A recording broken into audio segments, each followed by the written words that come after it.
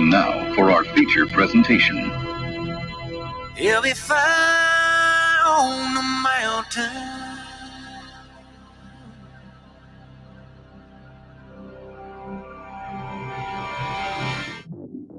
JB and Darren on the JB and Goldwater Show. Line drive right field, base hit. South Carolina wins the College World Series. Watson, touchdown. Hunter Renfrow. He got him, and it's all over.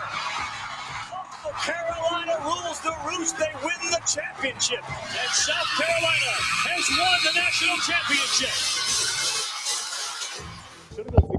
Has done it again, but this time the Bulldogs beat one of the top teams in the country.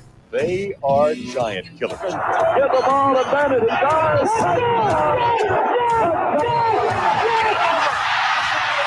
Gamecocks are in the Final Four.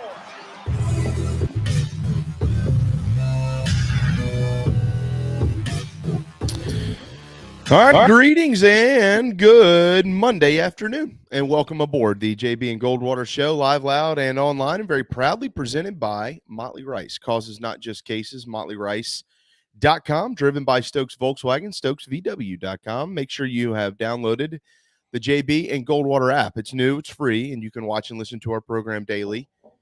You can always contact us through there. You can comment. You can do whatever you want in our app, and more is on the way. So hopefully you've downloaded that. Hopefully you also follow us on social media at JB and Goldwater, individually at Sports Media JB and at Darren Goldwater. Coming up today, it's another full program. In just a few minutes, we'll be joined by Mike Uva. No Wes Mitchell today. We have substituted him for one of his coworkers in crime, Mike Uva, who was covering Gamecock basketball this weekend. It was a huge Saturday and a huge Sunday, huge weekend at Colonial Life Arena, where both the men and the women won significant matchups against Tennessee on the ladies' side and LSU on the men's side. So we're going to talk to Mike about that. Also, he has been following very closely the recruitment of Gigi Jackson. He was in the house this weekend, and we'll get Mike's comments, thoughts, and much more on that. What does the future look like for this young man? Clearly, if he chooses South Carolina, that is a huge feather in the cap for Frank Martin, and it is also a big deal for the future of the program. So we're going to get to Mike here in just a little while. We also will be joined at the top of the 1 o'clock hour for the first time, with the first of many, on Mondays with Scott Wingo, South Carolina baseball assistant coach and legend, hero, all that stuff. You know Scotty, but Gamecocks had to come from behind yesterday, and they did it in dramatic fashion in the 9th inning and then again in the 10th to take the series over a really good UNC Greensboro team. We tried to tell you last week, this team's good, and they're going to make some noise in the league and the SoCon if they don't win it. I mean, they're really, really good. And so that was a tough opening matchup for South Carolina, but they were able to pull it out. I have no idea how, but Andrew Eister hit a grand slam. I do know that much to give them a chance.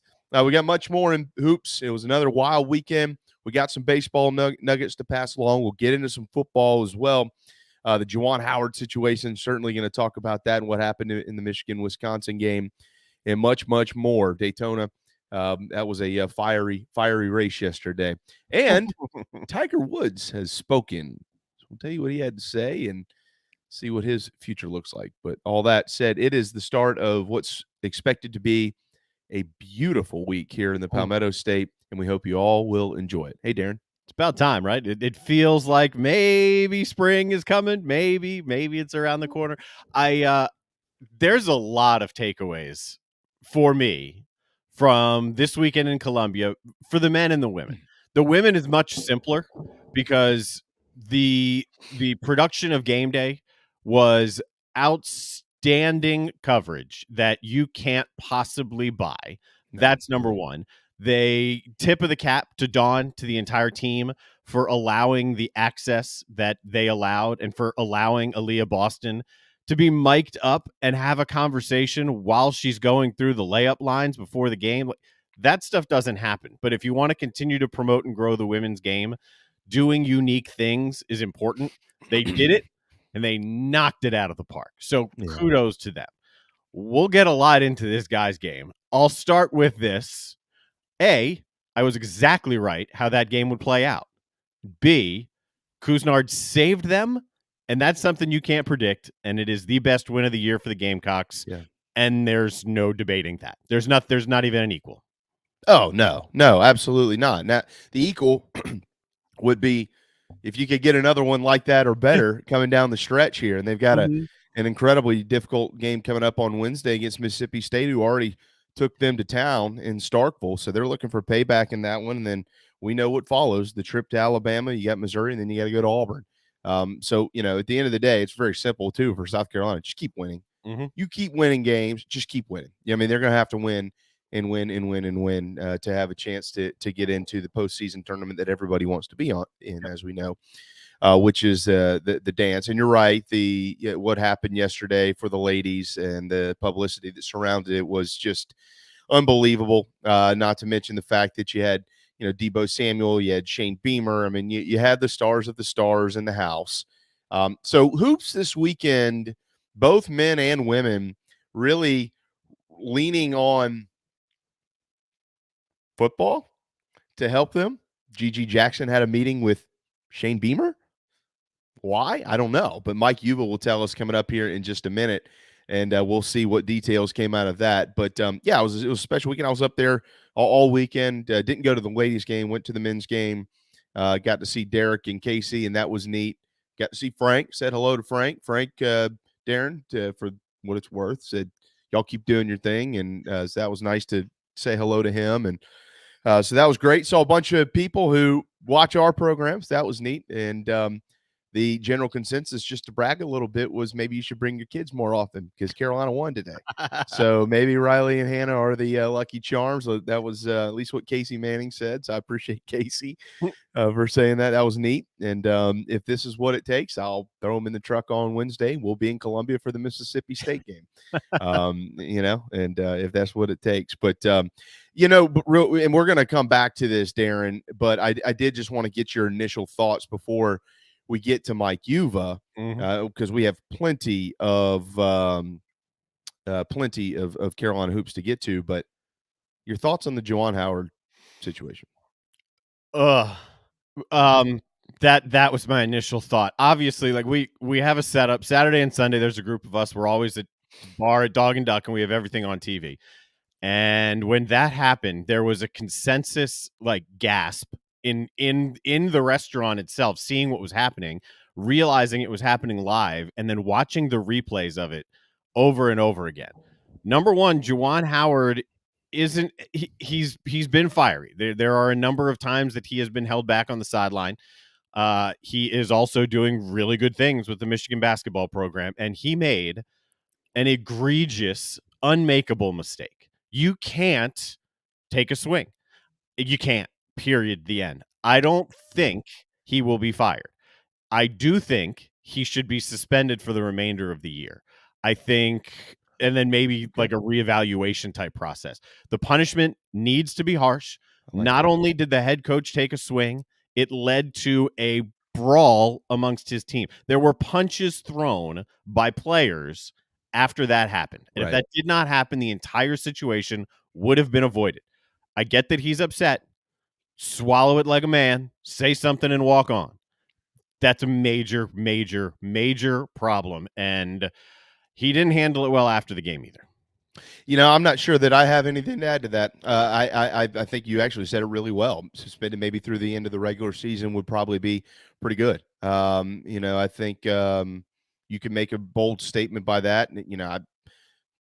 I don't know what's going to come of it. As we mentioned around here often, the question why needs to be asked and answered. So why did all of that happen? In a timeout up 15 points with 15 seconds to play is nowhere near a good enough reason for that. No. That's both guys were coaching their teams the way that they thought should be coached. And generally we tell players, play to the end of the game, coach to the end of the game. There's always a chance. Even when there's not a chance, it's just a mentality thing. So what are they doing?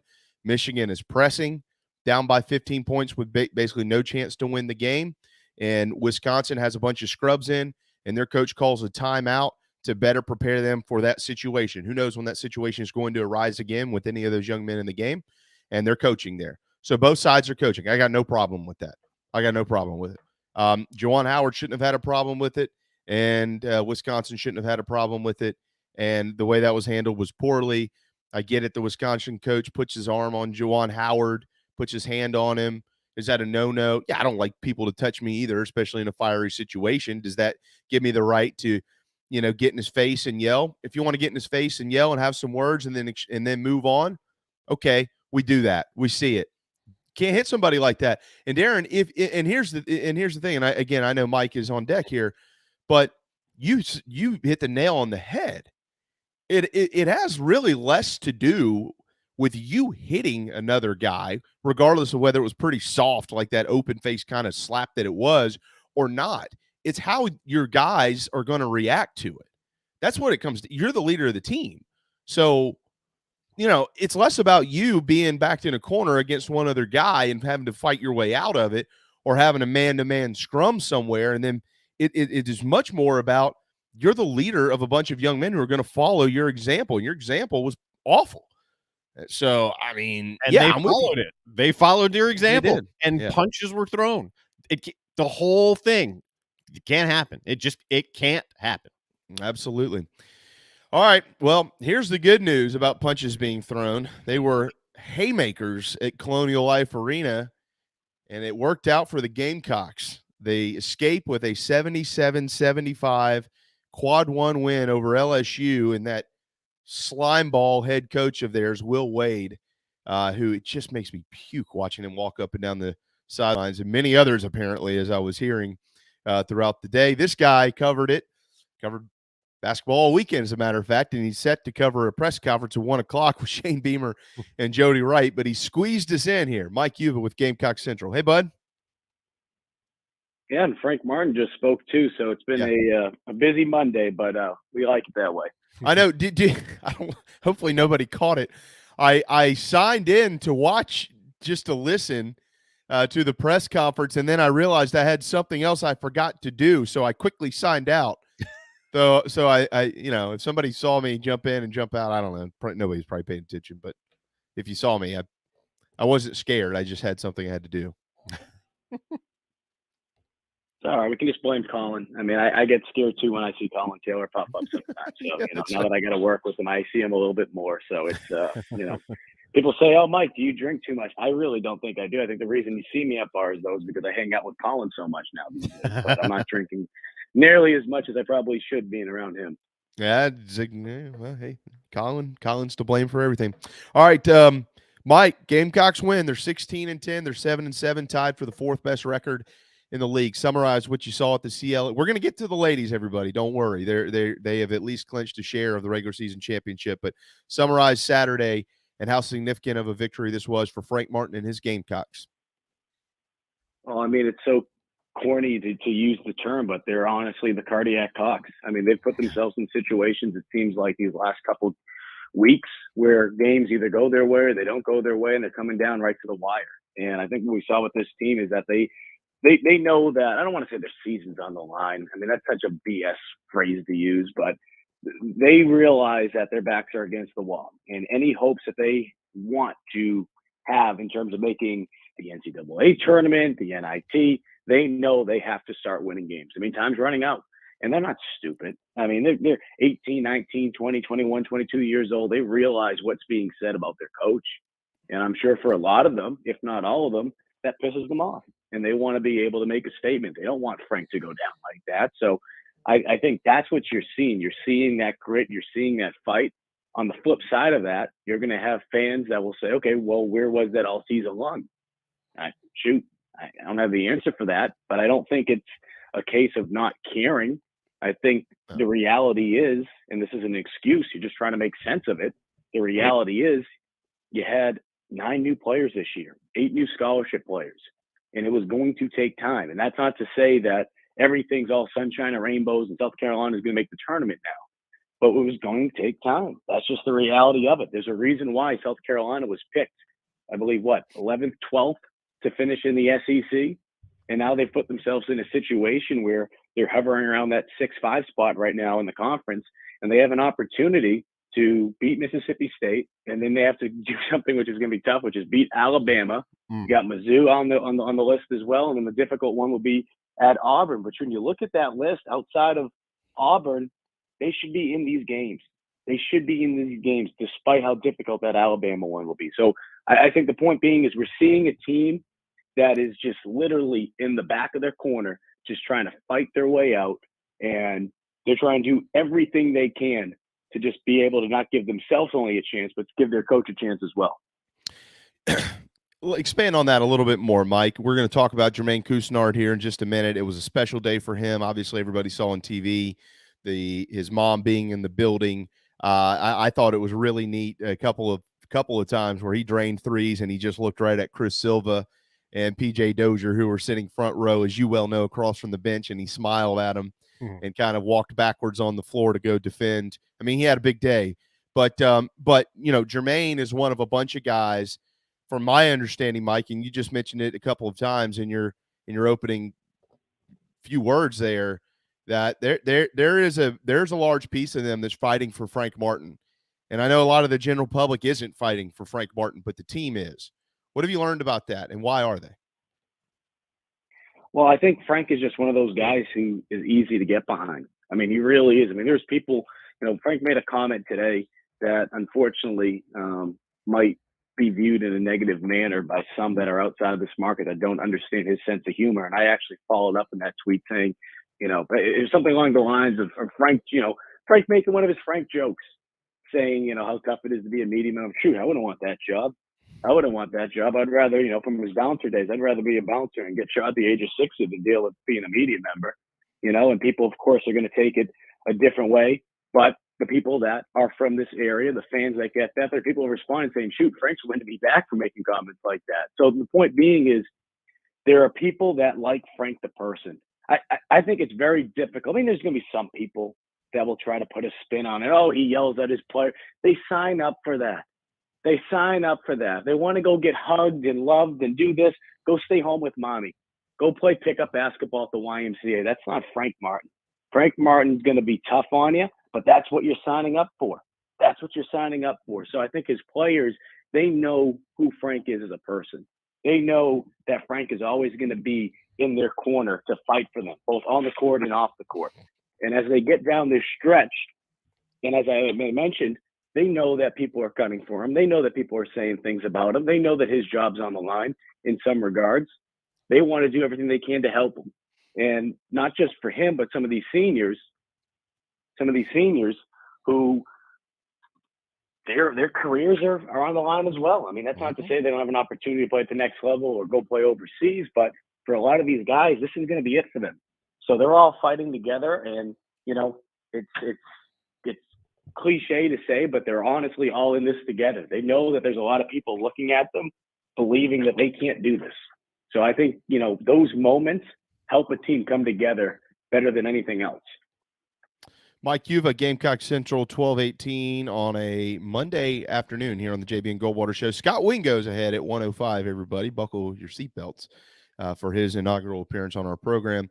Yeah, so going to the game itself, Mike, it had a different feel from the opening tip, honestly. And I kept kind of, as you were watching this team, something just felt like there was a quiet confidence there. And even when LSU would get up by 8 or 9 points, as we've seen it a couple of times this year, they let it slip away, and then there'd be a little couple of minute run by the opposition, and all of a sudden you go from down 8 or 9 to down 16 points, and it's over. That never happened Saturday. I mean, it was the people were energized in the building. I get that, but the team itself just seemed different, energized, and very, very focused. And obviously Jermaine Cousnard led that charge because he was hitting shots and he's not, by the way, somehow, some way, he has not been named the SEC Player of the Week.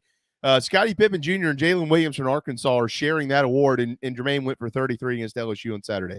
Can't figure it out. And you'd have lost comfortably had that not happened. Absolutely. I mean, it was unbelievable. But I mean, what did you notice early there, Mike? I mean, you had the legends being recognized, 71, 97 teams. You had PJ, you had Chris, you had the GG Jackson recruitment. I mean, all the stars were in the building, and it just seemed like the program rose to the challenge. Well, I think back to a comment that I can't remember if it was Frank or one of the players said earlier in the year when the football players were there. It said it gives them that added juice when they're there. When you know the football team's there, it gives you that added juice. So you know that some of the greatest players to ever wear a Gamecock jersey are going to be on hand, and not just the greatest Gamecocks. I mean, you have NBA Hall of Famers there for crying out loud with Alex English and guys that have played in the NBA or are playing overseas or currently in the league when you look at a guy like PJ Dozier.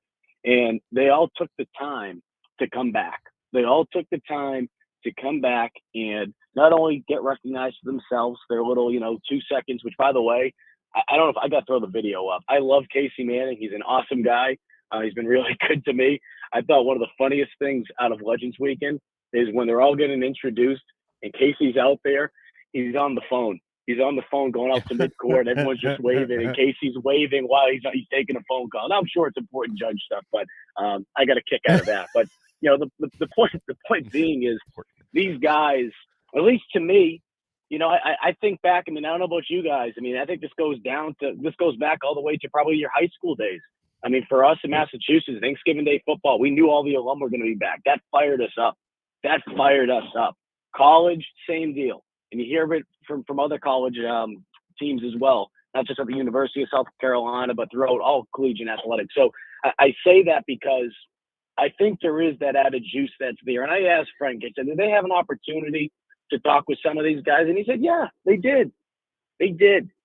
So I think it means something. I think it means something, and it says something that, number one, you have guys like Chris Silva and PJ Dozier coming back. They don't have to do that right now. Of course, Dozier's hurt right now, but he doesn't have to be there. He doesn't have to be there. They came back. And I think that sends a message to the current players like, hey, look, these guys, not only do they care about their program and the university, they care about Frank. If they really hated Frank as bad as some people like to make it out to be, the players hate playing for Frank because of his style. You really think they'd come back? That's why that's nonsense. So, bottom line is I think this team had an extra level of energy because of that feeling in the air. And you got to give it up to the crowd, too. I mean, that was probably one of the better home court advantages. And I say that because the Kentucky game, that was a large turnout. I can't remember the number exactly off the top of my head, but that was a large crowd, but there was a lot of blue. There was a lot of blue that day. Yesterday or 2 days ago, that wasn't the case. There's a lot of Gamecock fans there. So, give it up to the Gamecock fans for coming out there, but the players certainly fed off that energy as well. Mike, what'd Frank have to say today? I know he was asked about where his team stands. I mean, overall, when you look at the record, it's actually pretty good, guys. I mean, they're 16-10, they're 7-7 in the SEC. That is tied, by the way, with LSU, Alabama, Florida, and Mississippi State for the fourth best league record. Auburn, Kentucky, Arkansas, Tennessee are those in front of them. What did Frank say today on the teleconference or in the press conference about the lack of movement after a big win against LSU? Well, let's go back. Let's go back a little bit to last week when South Carolina was coming off. I can't remember who they beat now because all these games seem like they just jumble up together a little bit. But South Carolina had a win, and then Frank made a comment, I believe it was actually last Monday, saying that, we're not in a great spot, we're not in a bad spot, we're in a good spot. And you would have thought he said something about someone's mother with how some people are responding on social media. Oh, what do you mean this is a good spot? Blah, blah, blah. This is what he meant. And I think some people are starting to look at it now like this. Oh, shoot, they're 7-7. They're right in the middle of being there's a chance that they could finish 5th or 6th in the conference. Right. That's what he means by that. Now, I'm sure some people are going to look at it whatever way they want. It's kind of like, looking at some clouds. What do you see? Well, I see a donkey. All right, what do you see? Well, I see a star. Some people are going to look at things differently. Frank's looking at it in a way that, if you're optimistic or even if you're pessimistic, you look at it like this. They still have a chance. And I think being able to kind of move things around a little bit now, right? After having those 2 wins, that picture becomes a little bit clearer now. It becomes a little clearer. And I think some fans who maybe a week ago, last Monday, they were like, what the hell is Frank on? What, is he sniffing something? No. This is what he's talking about. Is the hill still there? Of course it is. They still are going uphill. But they have an opportunity to be able to do something that I don't think a lot of people expected them to do going all the way back to the beginning of the year, but even a month ago.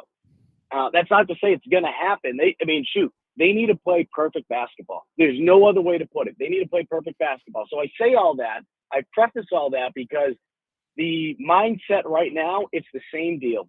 It's the same deal as it was last week, which is it's a 4-game season now. Last week, he's like, it's a 6-game season. Then after the game last week, it's a 5-game season. That is how Frank and this team have been viewing this stretch. That's how they've been viewing this stretch. Going into that Ole Miss game, 6-game. All right, after Ole Miss, 5 games. So it's cliche. It is.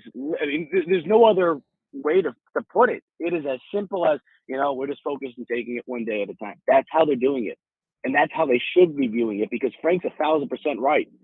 He shouldn't go out and say, okay, guys, we have to win 3 of these next 4 games to give ourselves a chance. Because we've seen in the past, I mean, this very South Carolina team, I wasn't here for it, but that amazing team when Thornwell was his junior year, and they got snubbed bad. They got snubbed bad. You look at the numbers, they should have made the tournament, but you just can never truly know until you get down to the wire, because, some of these conference tournaments, you might have a team. I think back a couple of years ago, Patriot League, Holy Cross was one of the worst teams in the conference, but yet they won the Patriot League tournament and they made it to the tournament. And it screws things up sometimes. So bottom line is just 1 game at a time, enjoy the highs, and just see where things go starting this week with Mississippi State. It's a fair way to look at it, because while it's a great win and each win gets them closer to being in that conversation, the reality is they're no closer than they have been, because there's still those 4 games left. And you still have to see how this thing plays its way out. I mean, they can still play themselves in and they can still play themselves out. It's the same exact situation they've been in. Yeah. Well, and Darren, I do want to say this real quick though. Frank said he's not a fan of net. I don't know if that's how he's always felt, but I mean, judging by the net ratings, I think some people are probably surprised that South Carolina didn't move up in those rankings after beating LSU. I think they only moved up a spot or 2, if I'm not mistaken. But the point, even though LSU was 16th going into that game, Frank obviously is a much, much more intelligent man than I am in a lot of regards, especially when it comes to basketball. But just want to throw that out there. Frank's not a fan of that. No, he shouldn't be when it doesn't move. Later in the show, I'll explain the Ken Palm stuff and why there's very, very little movement there, but we don't need to dive into that now. Yeah, Carolina's 93 right now, and let's remember too, by the way, this is not the only metric that's going to be used to get in the dance. I mean, Rutgers right now is considered almost a shoe-in, and they're 80 in the net rankings, because of the strength of the Big Ten and all the metrics, as Darren just kind of mentioned. A couple of things I want to point out real quick, Mike, and then I want to ask you about GG, get into the ladies, and I know we got to let you go. But Carolina, for those paying attention here, they've won 6 of 9 in the SEC. They're 6-3 in their last 9 games, and talk about consistency from an offensive standpoint. Although they lost against the Wildcats, they scored 76, and since then 80, 77, and 77. So they have clearly, and I get it. Jermaine scored 33 himself on Saturday, but they're Keyshawn before that is having big games. I mean, they're finding a flow offensively. They've kind of figured that out, it seems like. I mean, they're averaging literally right on the number, 77, 78 points per game the last 4, Mike. Has Frank expanded on that anymore as to why offensively all of a sudden it's kind of clicked the last 4 games? I mean, it's one of the things he's been mentioning for the last month, I'd say month and a half, 2 months, with guys like Keyshawn and Jermaine in particular, which is they needed these guys to score.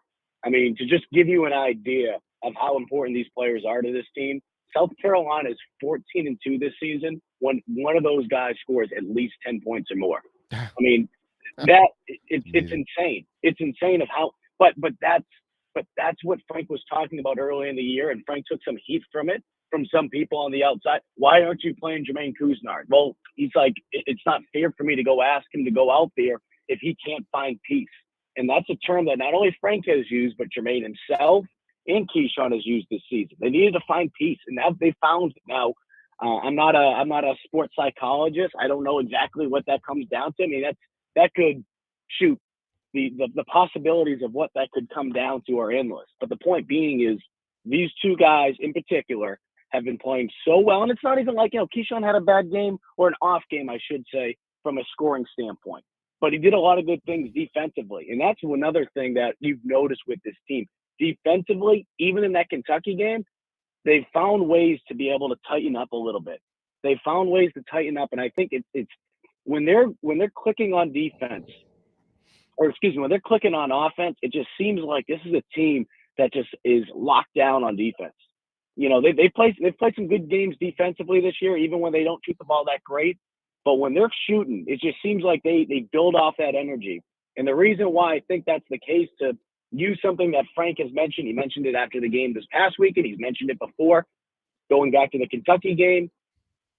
This is a group of players that when they got down early in the year, when things weren't going right, it was, they put their head down and they felt sorry for themselves. I mean, there's no other way to put it. And that's why we saw so many turnovers. Because some of these turnovers, they were bad turnovers. They were ugly. And it was like, someone would throw something out. It was like watching the Three Stooges and Three Little Pigskins, right? I mean, they didn't know what the heck they were doing out there. Ball was just bouncing around, this and that. They've been able to figure that out, and they're picking their heads up now. You make a mistake, you know what? Screw it. Move on to the next play. Pick yourself up. You're a college basketball player. It's a shame that it took maybe a little bit longer than what Frank had wanted for some of these players. I'm not saying that that's the case for every player this year, but that's what I've noticed. The body language is just different. And I think that has to do in large part with just knowing, like, hey, we don't have a lot more time left together. Regardless, postseason, this or that, we don't have a long time left as a group. We need to do everything we can to be able to find ways to get wins, and every possession is truly going to matter.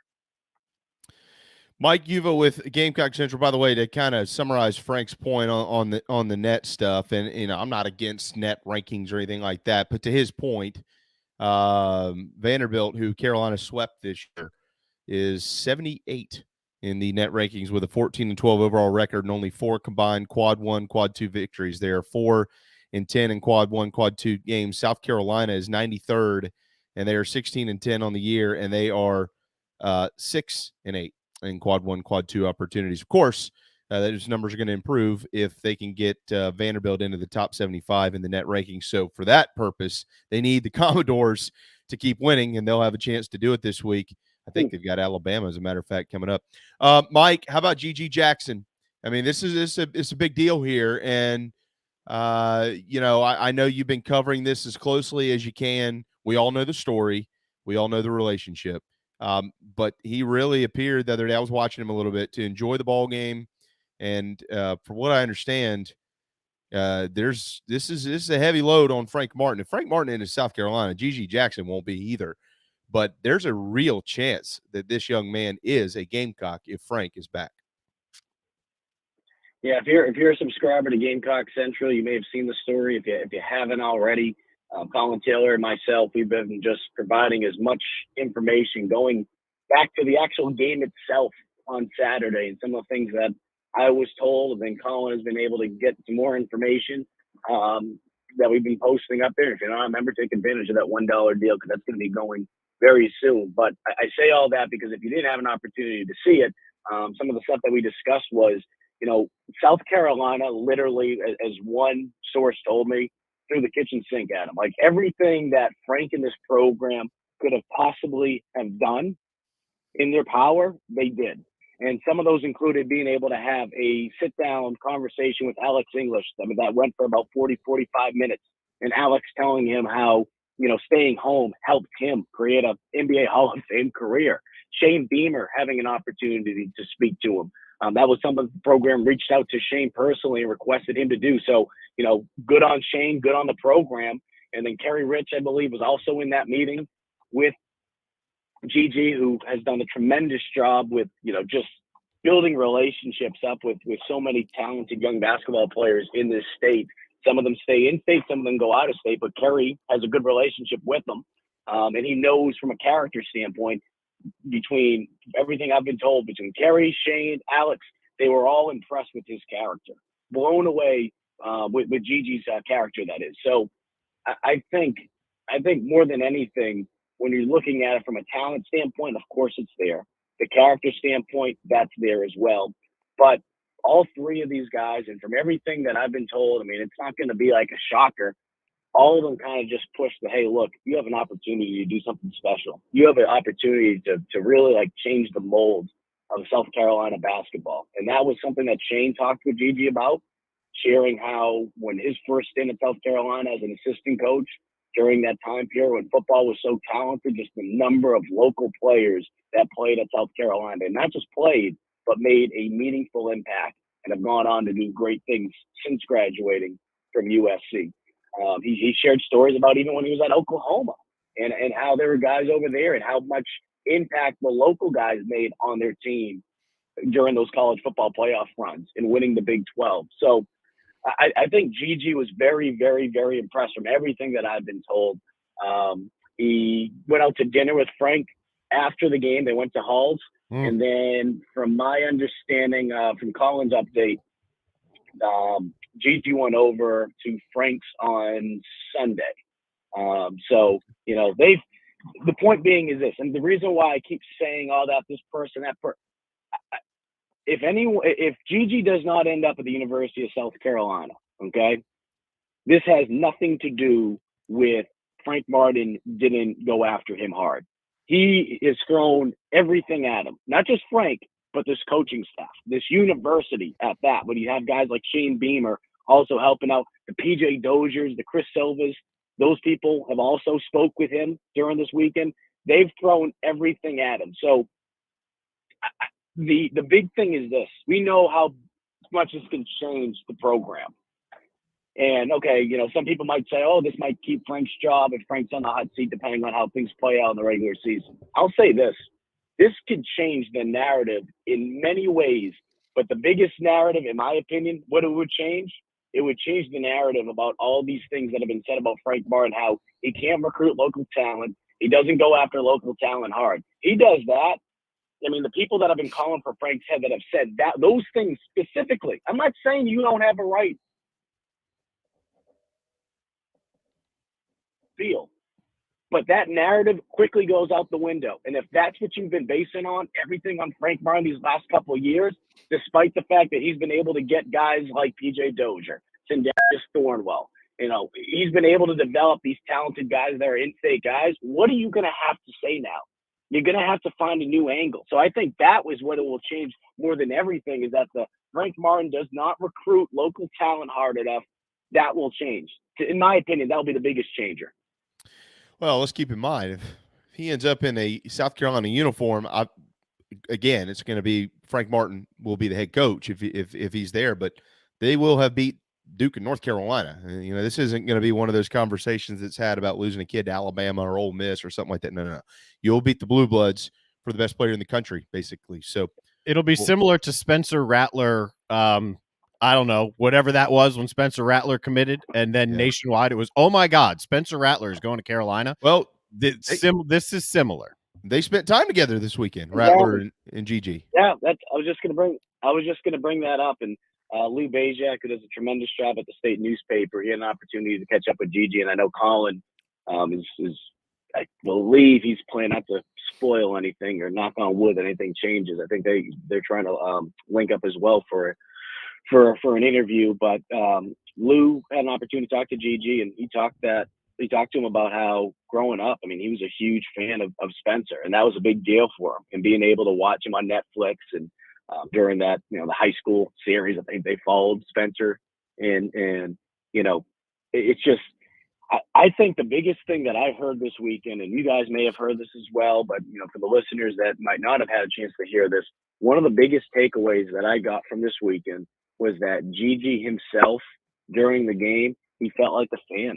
He felt like a fan. I mean, this is a team that he grew up cheering for, and to be able to be in that crowd and the environment, obviously, that was created, but to be able to win the game in the manner in which they did, I think it brought out the fan in him. And, you know, take it for what it's worth, because I don't follow high school parents when it comes to recruiting and what they're wearing when they go out to North Carolina or Kansas or Duke or whatever.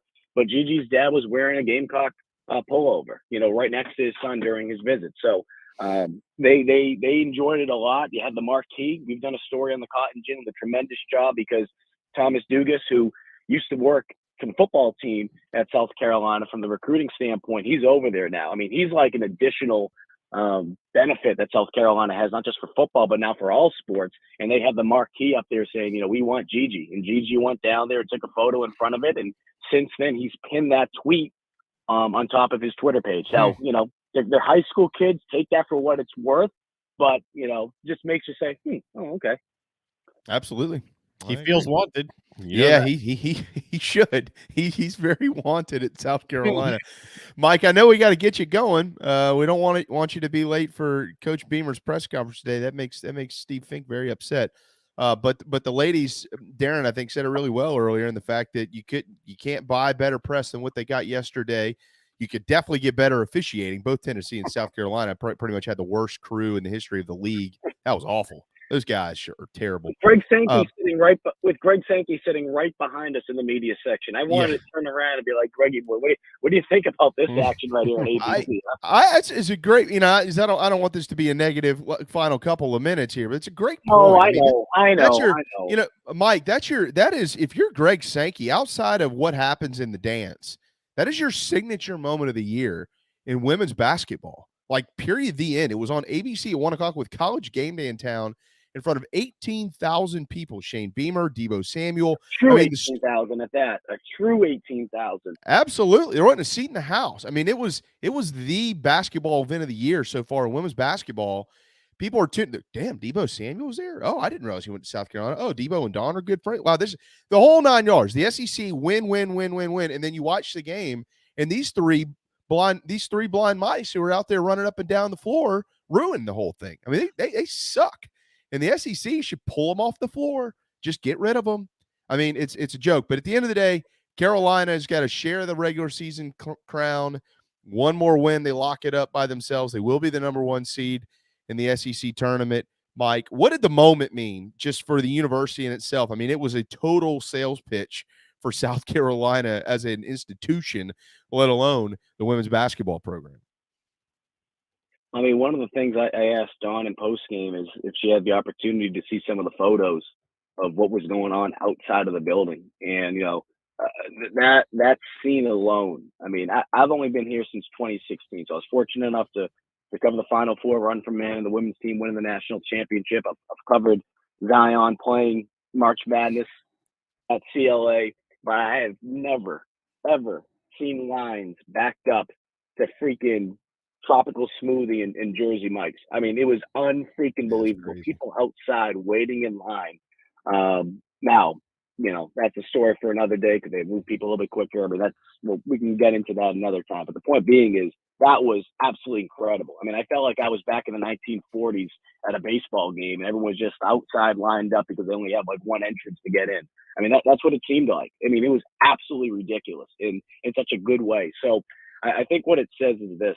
And Dawn mentioned it, is when she goes into the homes of recruits, and she's trying to talk about, hey, winning championships and this and that. It's like that's only stuff that you can just say. But until you actually see it and feel it, Sanaya Rivers, she talked about after the game, she's like, I remember being in the crowd from a recruiting standpoint, watching games like this. She's like, I'm not going to lie, it's a little nerve-wracking being out there in front of 18,000. And I say that because there's not many places. I mean, here's all you need to know. Tennessee, and no disrespect to their coach and their players, but this is all you need to know about how talented South Carolina and the culture, everything's being created here. Tennessee's coach after the game said, this is why my players come to the SEC, to play in games like this, to play in crowds like this. Yeah. That same coach also said that it got so loud in there that she was 3 feet away from her players and she couldn't communicate. So like I said, no disrespect to Tennessee, but what does that tell you? When a coach and a player, an actual player said, this is why I came to play in front of a crowd like this. I have no idea what the crowds have been like at Tennessee, but I'm just going to go out on a limb saying that it hasn't been like that since, I don't know, maybe the Pat Summitt days. So to say that says everything you need to know about the University of South Carolina, that teams are coming here saying, wow, this is the best environment that I'm going to play in all year. And it's on the road. It's on the road, not a neutral site, on the road of an opponent in the SEC that you're trying to knock down. So I just think it speaks volumes of not only what South Carolina is creating here, and not only, like you mentioned, the alum that are coming back for other sports. I'm trying to remember in my head. I think it was maybe Nixon, the former defensive back that's on the Raiders now. He mentioned how he wants to get back for a game. He wants to be able to get back here and watch a game and support this team. And Don Staley said, hey, come on home. We need you back here. Welcome. People want to come back. And I think the fact that you see non-women basketball players want to do that, especially football and other men's basketball, I think it just shows the respect they have for Dawn in this program. But on top of that, how truly impactful women's basketball can be when you do get behind it and you do support it the right way. Absolutely. Final quick one. I know you got to go. Final quick one here. Aaliyah has tied the SEC record for consecutive double-doubles with 18. One more or in the next game, and she'll set an SEC record for consecutive double-doubles. She's averaged a double-double basically her entire career. At South Carolina, Dawn kicked the dust up a little bit last week, trying to get some more attention on her, thinking that, or basically saying the national media has not been buzzing about Aaliyah Boston like they have I don't even know the girl's name, the other lady from Iowa. Did she get it on Saturday or Sunday? Did it work? Did Dawn's tactics come through? I think what Dawn said it after the game, and I think she put it best, which is, I don't know if there's anything more she can do right now. Mm-hmm. I don't know if there's anything more she can do right now. So, and I think that number is actually up to 19 right now. So one more, she'll not only set the record, as you alluded to, but she'll actually hit 20. And it's just, It's insane to think. And look, there's going to be people out there. It's the reality that we live in, especially social media outside of Columbia. People are going to be like, oh, great, she's doing it against women. Go make a sandwich, this and that. I mean, that is just such a moronic comment to say. I'll be the first to admit, before I got to South Carolina, I could care less about women's basketball. I covered some games doing play-by-play and color commentating in college for the women's program we have there, which is very good. They have a coach that's been there forever, Carrie Fry. She played basketball at Providence, phenomenal coach. I just wasn't a fan of it. But when you're around it, and you see good women's basketball, it makes you appreciate it. And I don't care if you're not a fan of the sport. I get that. Watch this team, though. They just have so much freaking talent. And you can't tell me, you look at Aaliyah Boston and be like, she's not talented. I mean, that's just dumb. And the scary part about it is, even though Aaliyah's a junior, and that's the thing, Aaliyah's only a junior. She wants to come back next year. She can't. Even though she's being projected to be one of the top picks in the WNBA draft next year. She has done everything she needs to do. And this team is just so talented that even if she does move on, or, she comes back next year, moves on the year after, they just keep reloading. It is very, very scary. And I think the only thing is that is going to get annoying to some Gamecock fans. You're going to hear these narratives out there for other schools. It's going to happen. And the reality and the reason why is this. People are going to start to get Gamecock fatigue with women's basketball. It's just going to happen. It happened with UConn. I'm sure it happened with Tennessee. With certain players, it's just going to happen. Now, that's not to say they won't go on and win these awards, these national honors or SEC honors. That's not to say that. But the point being is there will be people out there that will get fatigued by it. This isn't LeBron James. They're not going to talk about Aaliyah Boston the same way 24/7. There's people out there that just don't like Dawn. Maybe they're jealous. I don't know. That just happens. It happens in sports across the board. Doesn't matter what sport it is. The longer you have success, the more people want to see you fall off that hill. So just get used to it. Realize that. Go out there, wear a garnet and black NWO shirt at the basketball game. You're the bad guy now. Say hello to the bad guy. You're the bad guy now. Well, it's very true. You are the bad guy when you're at the top, like they have been so consistently, and they hope to certainly finish there. They will finish atop the SEC's regular season standings by virtue of that victory.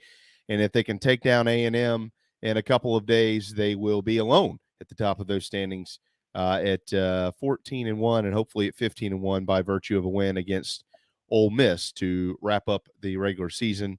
Mike, that'll wrap it up for us. I know you've got Shane Beamer coming up. You've already been on the horn with Frank, and we know you got a busy day. We've kept you long enough. Really good stuff as always, and certainly looking forward to some reports coming out of Coach Beamer and Jody Wright's press conference, set to be officially hired as the new tight ends coach of Gamecock football. Hey, enjoy some baseball too. You know, they did walk it off yesterday. I went out there. I was there on Friday. Friday was great because I think a lot of people missed being able to have that true opening day feeling. So it was great to go out there and see. And I'll, just real quick on baseball. Yeah. Can people just shut the hell up when it comes to Mark Kingston? And not just Kingston, just baseball opening weekend. I mean, Jesus, I had a field day with these Mixing a Water nominees. You know, can we at least get through the third game before we start calling for people's heads? I understand it's the most popular thing to do this day. Is just fire everyone. All right, I don't know where all this money's going to come from, by the way, if we want to keep firing everyone. But can we at least get through opening weekend? And then you want to complain about things later. I get that. But, geez, can't we just be happy? Can't we be happy that Andrew Eister hit a game-tying grand slam with 2 outs in the ninth? Can't we be happy that a guy like Michael Braswell, a freshman, not only got you the game-winning hit, but he also struck out the side? I mean, in relief. It just it drives me freaking nuts. I mean, I honestly think someone could find the cure for every friggin' venereal disease, and someone would still be like, well, you didn't find the cure for cancer. I mean, like, people would be still upset. Just freaking smile. That's my Monday rant. Oh, hey, here, well, look, take this one in your arsenal the next time you see it. Top 25 college baseball teams this weekend lost 22 games. That is baseball. If you don't understand it, don't watch it. Find something else to do, like ice skating or something like that, where you can complain about the scoring models. Skating, I do too. It's amazing. Hockey together. Well, I'll watch some hockey together. You know, we'll get the boys together. We'll have a couple of drinks. We'll watch some hockey. I know some guys have been watching a lot of hockey. Eric Scott's a big hockey guy. Eric Scott's a big hockey fan. He is. Yeah. Scott on there. I know he's busy now with that crossover season from basketball to baseball, but he's a big hockey guy. Yeah, he's a hockey. You know, Derek's got his toes in a lot of different lakes out there. He's very versatile. Mike, thank you, brother. I really appreciate it as always. We talked to you. I know you got a bunch of things in the works with Gamecock Central, so we'll catch up with you soon, and we look forward to getting you back on very, very quickly. No, I appreciate you guys. You guys have a good week. Later, yes, man. sir. You too. There you go, Mike Yuba, with Gamecock Central. Yeah, to his point, it's college baseball is not college football or college basketball or anything else. It's, you know, they play a lot of games, like a ton of them. So I like when Yuva goes on his rants wanting people to just relax, because I like most people that I would associate with agree with that completely. Like, there's a reason I haven't been on social media a lot. I mean, not at least to follow some of this stuff. I mean, I never am on there complaining, but I'm enjoying not being on there as much, because that's all it is. I mean, and if you don't have something better to do than complain about your team winning 2 out of 3 and winning on a walk-off, I mean, twice your teams won this weekend when they really shouldn't have won. Just, isn't that a good thing? Yeah, I'd be happy with that. Everything's got to be a blowout. I see you, Chris. I'm going to complain about the camera angles or lack thereof.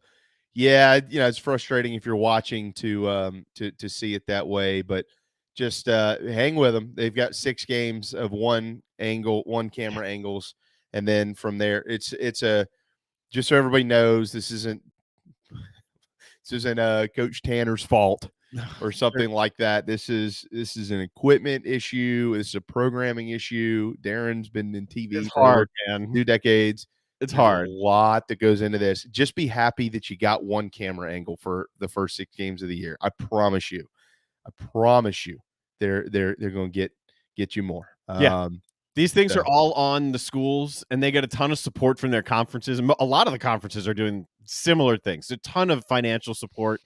But at the end of the day, when you're in the middle of this crossover season, not only are you needing support from equipment, but manpower. There's a ton that goes into all of it. So just take a breath. Like, Yeah. it'll be back to what you're used to, but be happy they're on.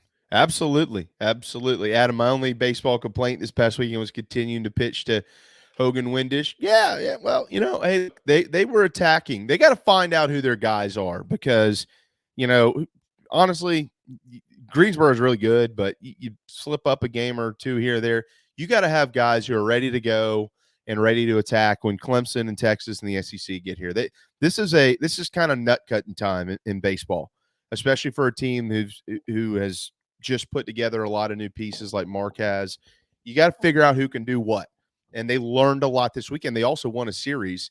And by the way, you'll hear more about that from Scott Wingo coming up in 10 minutes on our program.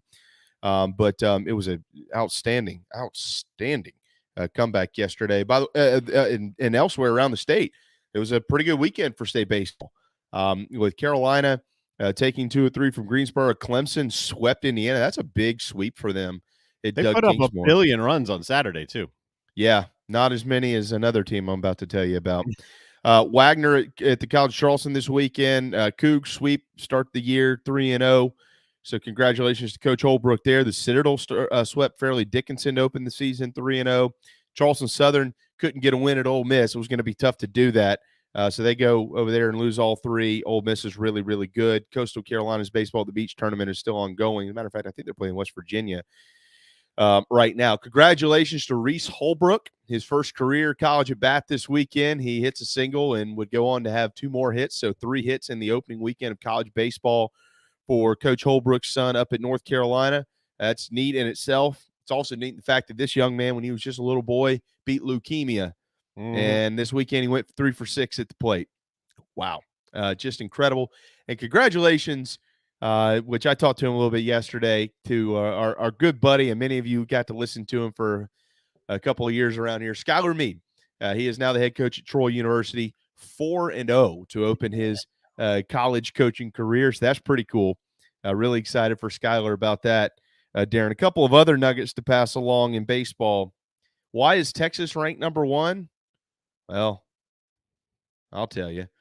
Because they swept Rice this weekend by the scores of 7-0, 15-1, and 14-2. They outscored a good Rice team 36-3 in the opening weekend of college baseball. Holy smokes. Some upside down type SEC results. Vanderbilt and Mississippi State both went 1-2, and those were the 2 national series to keep an eye on. Oklahoma State, 7th in the country, went to Nashville and took 2 of 3 from the doors. And Mississippi State welcomed 24th ranked Long Beach State to town, and they lost to the defending national champions, coached by Chris Lemonis and pitching coach Scott Foxhall. So tough start there. The toughest start of anybody in the top 25 this weekend was East Carolina welcoming Bryant to Greenville, and they were swept. Yeah, Pirates ranked 12th in the country to open the year. Won't be anymore. 0-3 on the weekend. So those are some of the national notes to pass along in college baseball, and I will not escape this segment without making sure that this one is in there. LSU beat Maine this weekend. They swept them. Big deal, right? They swept them. That's to be expected. The Black Bears come to Baton Rouge to open the year. Probably a little bit better weather. They don't get out with a win.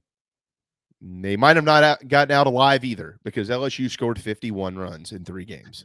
Oh, sweet Jesus. That is almost 17 runs per game. So, yeah, the Tigers' bats were hot and ready to roll in 2022. I'm going to just guess Maine isn't supposed to have a great baseball team this year. I know for a fact their basketball team is one of like the most popular. Fade Maine. We have a joke in our group. Although that didn't work this weekend. They're awful. The basketball team is, I think they have 6 wins on the year. So it's not great between basketball and baseball right now for Maine. No, it's not. Well, look, to give some credit to Maine's baseball program, they scored 15 runs, which is really respectable. But Darren, you and I've talked about this before. That's what happens with a lot of these northern teams. They can't get. I mean, when is Maine outside practicing baseball in January and early February? Never. There's 8 feet of snow on the ground.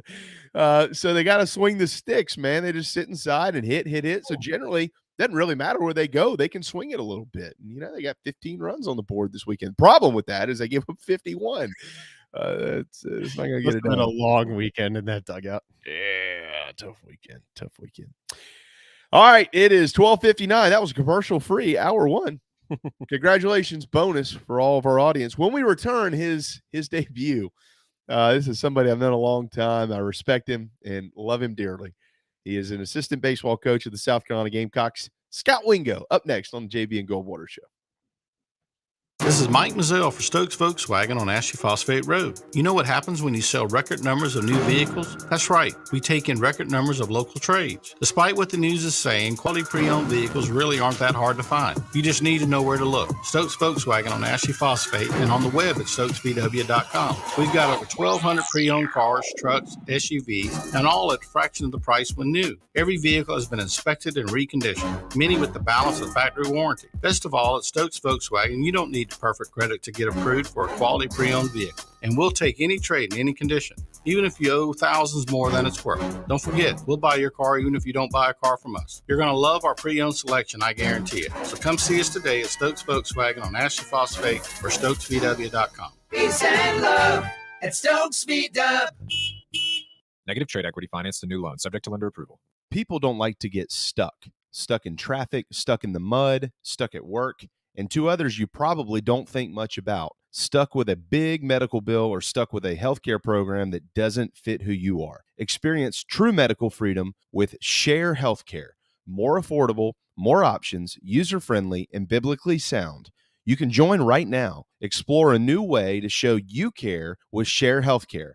Join us today at sharehealthcare.com. sharehealthcare.com. Wando Power Equipment, the trusted home of Hustler zero-turn residential and commercial mowers. There is nobody more trusted in South Carolina than our friends from Wando Power Equipment. They've been providing elite commercial and residential service for over 30 years. Landscape Services have turned to their selection of Hustler zero-turn mowers like the Raptor. Bigger, stronger, faster, and the most durable Raptor Hustler has ever designed. Located on Daniel Island and online at wandopower.com. Wando Power Equipment, owned by the Price family, the home of Hustler zero-turn mowers, rentals, service, and specializing in family and friendship. You hear me talk about Dog and Duck all the time, and there's no other place I'm going to watch my college and NFL than the Dog and Duck. They have 3 locations, Bell Hall, Park West, and Clements Ferry Road. They have specials all football season long, like $12 pitchers of their own D2 brew, $5 pints of Sierra Nevada, weekly pick'em sheets with prizes, and the best wings in town, bar none. For all your football, college, and NFL, the Dog and Duck, Clements Ferry Road, Bell Hall, and Park West. Motley Rice LLC is a law firm with international reach, but it hasn't lost its Carolina roots. The Motley Rice team fights every day for people harmed by products including asbestos and talc exposure, medical drugs and devices, and also catastrophic injuries and auto recalls, including dangerous Takata airbags. Motley Rice is headquartered in Mount Pleasant at 28 Bridgeside Boulevard. Visit motleyrice.com. Thank you, Motley Rice, for supporting the JB and Goldwater Show and the Big Gamecock Preview Show. Hi, I'm Chris Half, Public Information Officer at the Patriots Point Naval and Maritime Museum. We're home of the mighty USS Yorktown, USS Laffey, Flamagore, and Vietnam experience. And we're a proud partner of the JB and Goldwater Show. We invite you and your family to come see us and enjoy a day on Charleston Harbor. Visit patriotspoint.org for more information. And now, it is my honor to present the national anthem.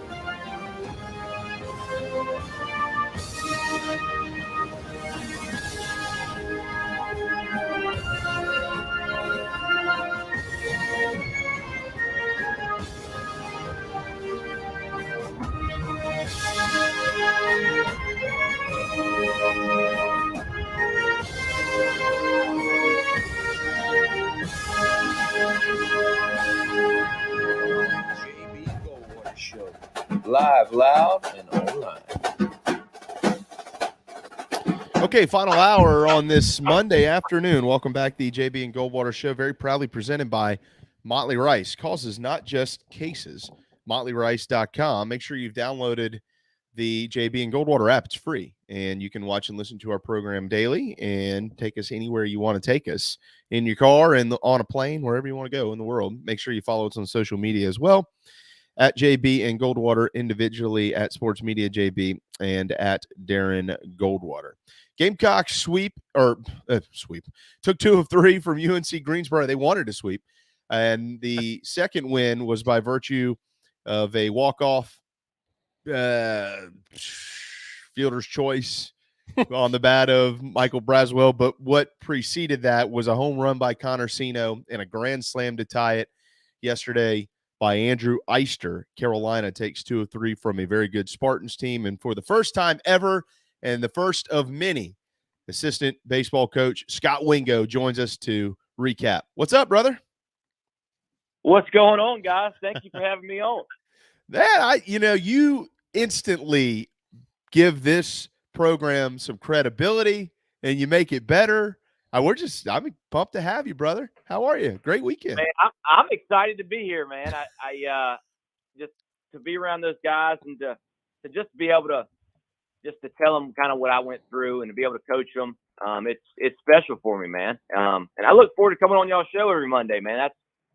That's cool too. I'm excited to talk a little baseball with you guys, and hopefully after a weekend win, a series win for sure. Well, look, you know how you Coach Tanner preached this for a long time. If you win 2 of 3 every weekend, you're going to do a lot of damage.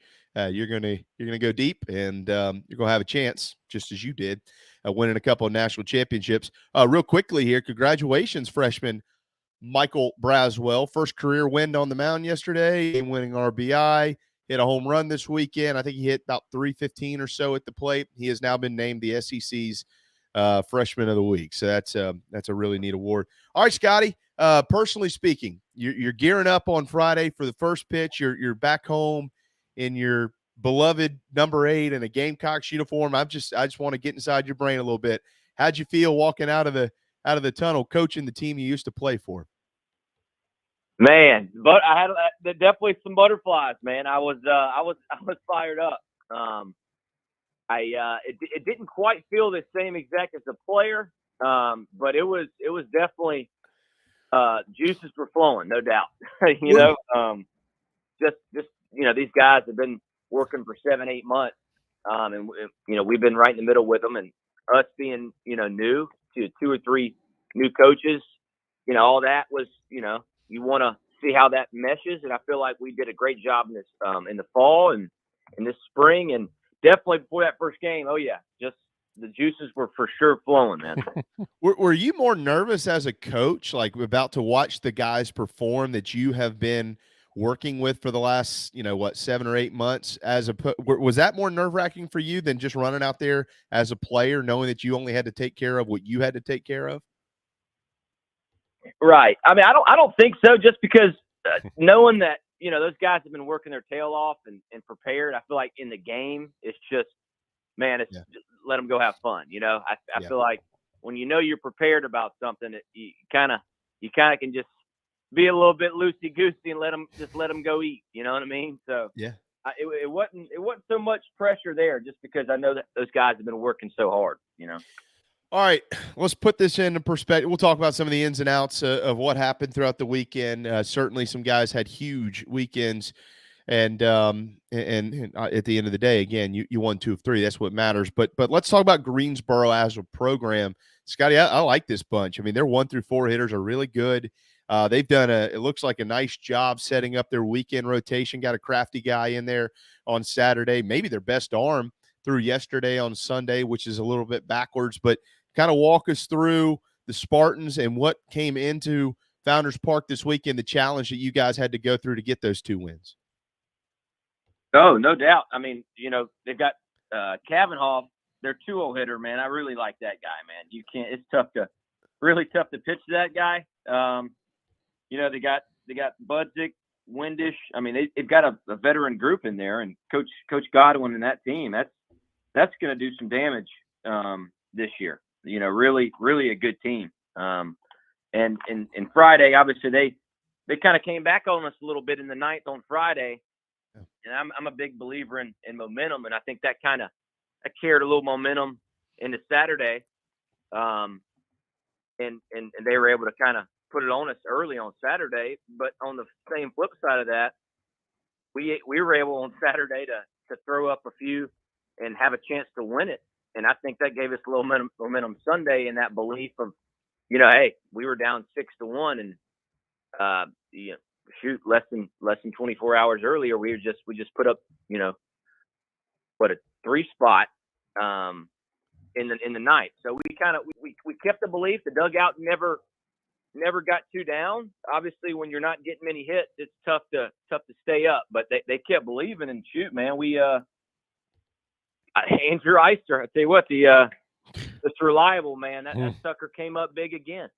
This is my first year with him, but I know I saw a couple big hits last year. But that was a big one yesterday. I mean, Scotty, you obviously were a huge part of the best days the program has ever had. I mean, you've played, you yourself were one of them. You're the best second baseman I've ever seen. I know that. But I mean, there were so many guys that came through this Gamecock baseball program, and Christian and Jackie and Witt and all these dudes that you played with, Reese, Smoke. I mean, you played with everybody. And here's Andrew Eister.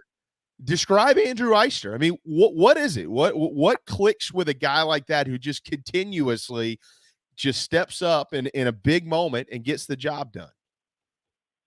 Well, Andrew Eister is just a guy who does things the right way on and off the field. You know what I mean? You can just tell the guy's reliable at anything you ask him to do, whether it be, anything. Defensively, he's gonna he goes about his business every day. I mean, if we're throwing the plate, throwing third base, our defensive drills, he just takes it personal, and when those big moments, I feel like when those big moments come up, he comes up the plate, just how he goes about his business, I think the game slows down for him a little bit. And whether he understands, he's been in the game for a while now, he understands what they're trying to do to him. So maybe that just slows it down for him. And, I know he got beat on a couple fastballs earlier in the game. And, just for his awareness and that ability to be able to understand what they're doing. And that last at bat, he just jumped on that fastball.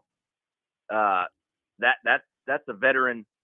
That's a veteran guy, and that's somebody you want on your team because, man, that was a big swing. And a lot of people come up bases loaded 2 outs. You get a little tight, but that shows who Andrew Eister is as a person, man, and that was awesome. Scott, Wingo, 113 here on the JB and Goldwater show. What can a win like that do, Scotty? It's just the opening weekend of the season. I mean, you look across the country, crazy things happen. I mean, East Carolina got swept by Bryant this weekend. I mean, this is college baseball. College baseball is so unique. But a win like that, coming back and getting it done, what can that do for a team with a lot of guys who've never really played together before, and they're kind of still trying to get it figured out? Oh, yeah, I'm with you. I mean, shoot, for Braswell to come in that game and close it out, and then get the hit. I mean, just things like that. And obviously coming back from 6 runs. I mean, that's mentally that lets you know, hey guys, like you keep fighting no matter what, we got a shot. And I think it kind of bodes well for this team because, we've got a lot of new faces, a lot of guys on the mound, guys in the field. So hopefully this kind of lets them know, hey, early on in the year, I know it's early, but hopefully this can be a game we can remember, whether it be you go through a little spell of a few losses and kind of go back to that game, or whether it's just the next game when we're down a few runs. I think it definitely can go a long way for sure. Last year I was at another Notre Dame. We came back and scored I think 8 runs against Boston College, and that game was kind of a symbolic game for that season. And hopefully this kind of can let us know that, hey man, we can keep pushing. You got a shot, Yeah. Well, you mentioned Braswell. All right. So my Scotty, our college years did a number on us, so my memory fades from time to time. But as I think back, I mean, you played with Reese, you played with Bobby, you played with Peter Mooney. I think those are your three shortstops, right? Yes, sir. Okay, and they were all super. Every one of them was really damn good over there. What do you see in Michael Braswell? I mean, and how much does he lean on you? I know you were a second baseman, but you get it. You know what's going on out there. What do you see in this kid, and what type of conversations do y'all have? Well, one, he plays with absolutely no fear, and he competes his tail off. And I feel like as a freshman, I came in. Obviously, I couldn't swing it like Braswell can swing it. We all know that. But defensively, I played the game with not a lot of fear, on defense, And I think when I look at him out there, how he plays, I kind of smile sometimes. I think sometimes I think that's some stuff I would do out there. Just how he just smiling, laughing, just his mannerisms. It's pretty funny. But he gets it done. He competes. Barrel stays through that zone a long time with that swing. And you know how baseball is. You might not have the best swing. You might not have the best fastball. You might not have the best whatever it is. But if you can compete and know this game, you always got a shot. And that's one thing I feel like we always talk about is, man, he gets up there and he fights. He fights you.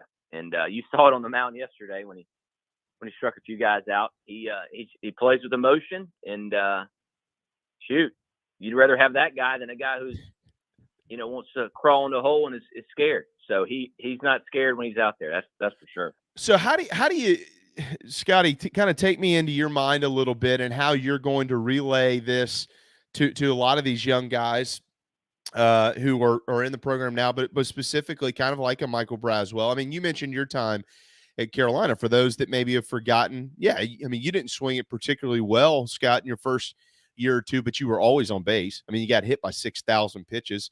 You took a lot of walks. Yeah. And then I think you ended up hitting 350 or 360 your senior year, which was just unbelievably spectacular. So what's coming, Scott. You've been through it. Okay, kid gets a win this weekend, gets a couple of big knocks, makes some nice plays out there.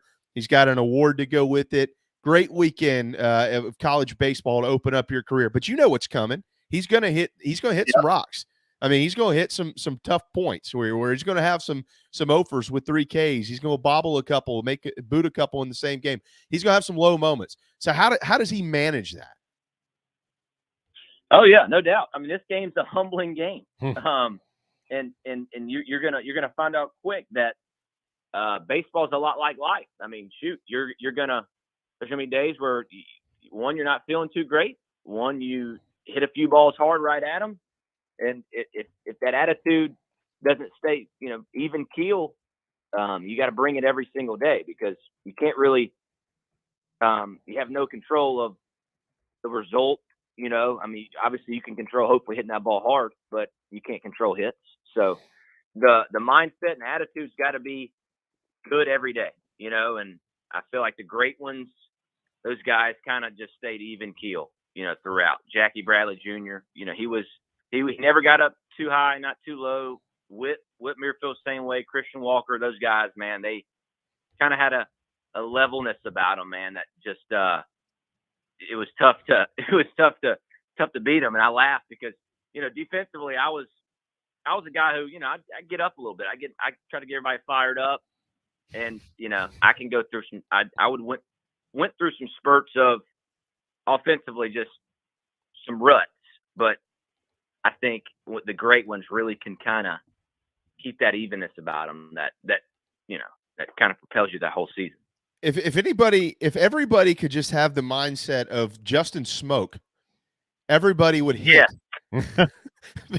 No doubt. Smoke the other day. I saw his mom and his buddy came to the field. Man, that guy is straight up. Same guy as 2008, man. He probably still can fastball about 500 feet too, but yeah, I mean, don't ask him. Don't ask Keel, just straight up chilling all the time. Dude, I just said, I just to push his to grind his gears every so often. Hey man, who do you think the best hitter to ever play at South Carolina is? And he just gives you that. Yeah, that's it. That's all he says. There's nothing else. Because he get from the left side and he gets from the right side, and to be able to watch batting practice every day in 2008 was the coolest thing, because he's launching balls like.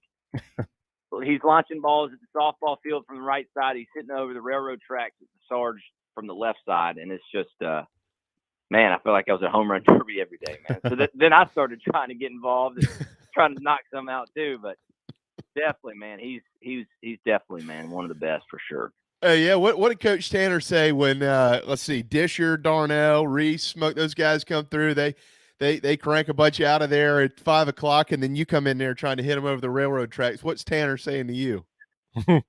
Well, Tanner's telling me to stop, but Smoke's over there saying, "Hey, man, like, try to hit this over the railroad tracks." Reese keeps, telling me some stuff too, but I would listen to Smoke because,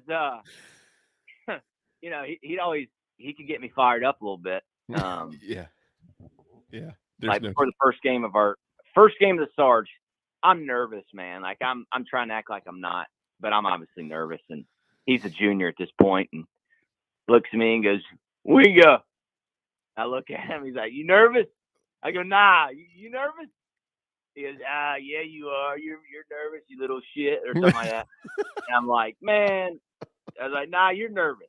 But I'll never forget that. I told him he was nervous just to put it right back on him. That's you know the drill with him. You have to throw it back in his face. Scott, we'll let you run here just a second, because I know that y'all got to get out there and get some work in. Winthrop is coming up here tomorrow night at 4 o'clock, and then George Washington will come in this weekend, and you're going to look to keep getting some wins. But what after the game yesterday, clearly you feel good. You got 2 wins, but there's a lot to clean up. What were those conversations like? You and Coach Kaye, Justin Parker, Coach King, what are you focused on after this weekend to try to get improved before you get into the Eagles tomorrow night and George Washington on Friday? Yeah, offensively, just staying the course. I feel like we've gotten a little bit of a rut, in those really all day Sunday, but definitely Friday, Saturday at 4th, 5th, 6th inning, kind of got out of who we are. I know when you get up about 9 to 3, you can kind of settle a little bit, but just staying the course and letting the offense flow. If you can get hit by a pitch, I know we got out of the way of about probably 4 or 5 pitches this weekend. We like to, as a program, I think that's who we are too. We're not gonna get out of the way, and just get on base. Walks, hit by pitches are big. We got some guys that can drive the ball to the park. So when we're getting out of the way of pitches, it's, that's not ideal. We want to get on base. So obviously got a lot of work to do. Defensively, we look pretty good. I thought defense was solid. Sweat, a bunch of guys in the bullpen kept us in the game, definitely on Sunday. So got a lot of work to do. I know it's 3 games in, but we're excited to keep working, and definitely excited to get to Winthrop tomorrow. I know that'll be a good test. And then on to George Washington. Winthrop is always a good test. I'm glad you brought up Wesley Sweat, because he did throw 3 2/3 this weekend and only allowed 2 hits and not a run. And certainly that was a bright spot for the bullpen. A young man who's been around a while, and he's trying to find his way, and maybe he will continue to find his way onto the field by virtue of performances like that. So, Scotty, fantastic. We're going to let you run. You give Mark and everybody our best, and we really appreciate it. Can't wait to have you back next week. And my big takeaway from this is, after 2 of 3 this weekend, the best thing y'all can do to improve is just get hit by more pitches. So we'll keep count of that throughout the week. There you go, man. I love it. Okay, we'll talk on Monday after we got a couple. All right. You go get them, man. Thanks, Scott. Yes, sir. Thank you, guys. Later. Oh, and there you go, Scott Wingo. With the Gamecocks, who has not lost 1 ounce of his Wingo-ness. I don't think I've ever, in 30-plus years of talking about baseball, had a conversation like that. How do you improve? Well, I don't like getting out of the way of pitches. We should have got him to stand in there and just wear them. Everyone just wear it every time. I mean, look, it's a simple game. Oh, when the ball comes, you don't hit it. You get in the way of it, and you're on base. That literally that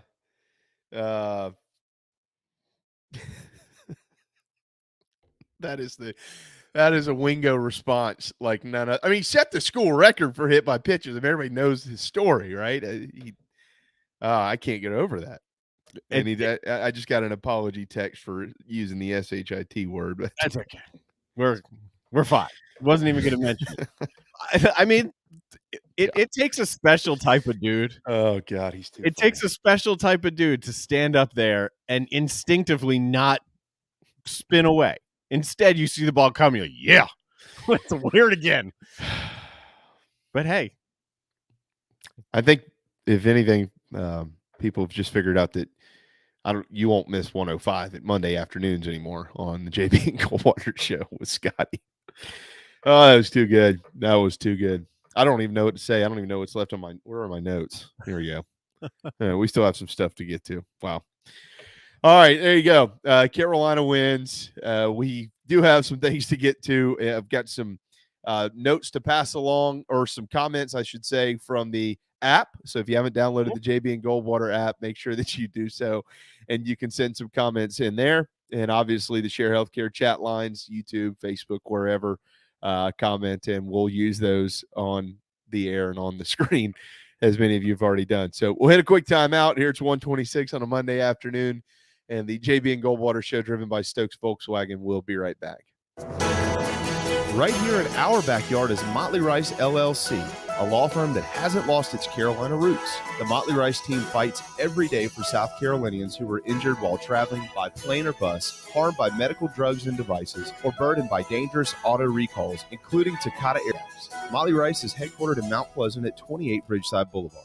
We are honored to have Motley Rice as a sponsor for the JB and Goldwater show and the Big Gamecock Preview Show. At Patriots Point Naval and Maritime Museum, families walk in the footsteps of our nation's heroes, the brave ones who risk their lives to defend our way of life. Home to the aircraft carrier USS Yorktown, USS Laffey, and the USS Clamagore, there's more than 1 million square feet of exhibit space to roam. White Glove certified, we have several new health safety measures in place to enhance the visitor experience. Come for the day and leave feeling inspired. One of the most impressive museums in the country, located right here in Mount Pleasant. Visit patriotspoint.org for more. We'll see you soon.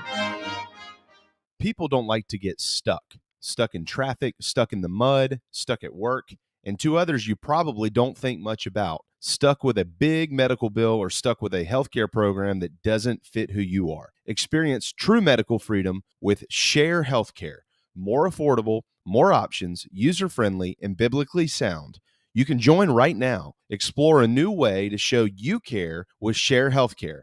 Join us today at sharehealthcare.com. sharehealthcare.com. This is Scott Glaze, head golf professional at the Links at Stono Ferry, located on the outskirts of Charleston, South Carolina. I'm inviting you to tee it up on one of the most scenic and challenging courses in the Lowcountry. Our back nine is highlighted with 3 holes that border the Intercoastal Waterway. Visit stonoferrygolf.com to book tee times and discover all that Stono Ferry has to offer. The Links at Stono Ferry is a former South Carolina Golf Course of the Year and is also home to the College of Charleston men's and women's golf teams. Come see us. We would love to have you. stonoferrygolf.com. Family vacations, a new car, a new boat, all cost money, but you don't necessarily have to make more to afford any of that if you can save cash that's flying out the window now. iHelp Consulting can help you finally get the kids to Disney World, upgrade the minivan, or drop that new boat in the water next summer. Let Daniel and iHelp Consulting consult with you. No fees, just savings. You pay them a percentage of those savings. Save on essential services, credit card fees, you name it. Let them find it. These folks are incredible. iHelpConsulting.com. How can I help you? Okay, what's going on today, huh? Anything to talk about? All right, greetings and a good Monday afternoon. Greetings and a good Tuesday afternoon. Greetings and a good Wednesday afternoon, and welcome aboard. All right, greetings and a good Thursday afternoon. Greetings and a good Friday afternoon, and welcome aboard.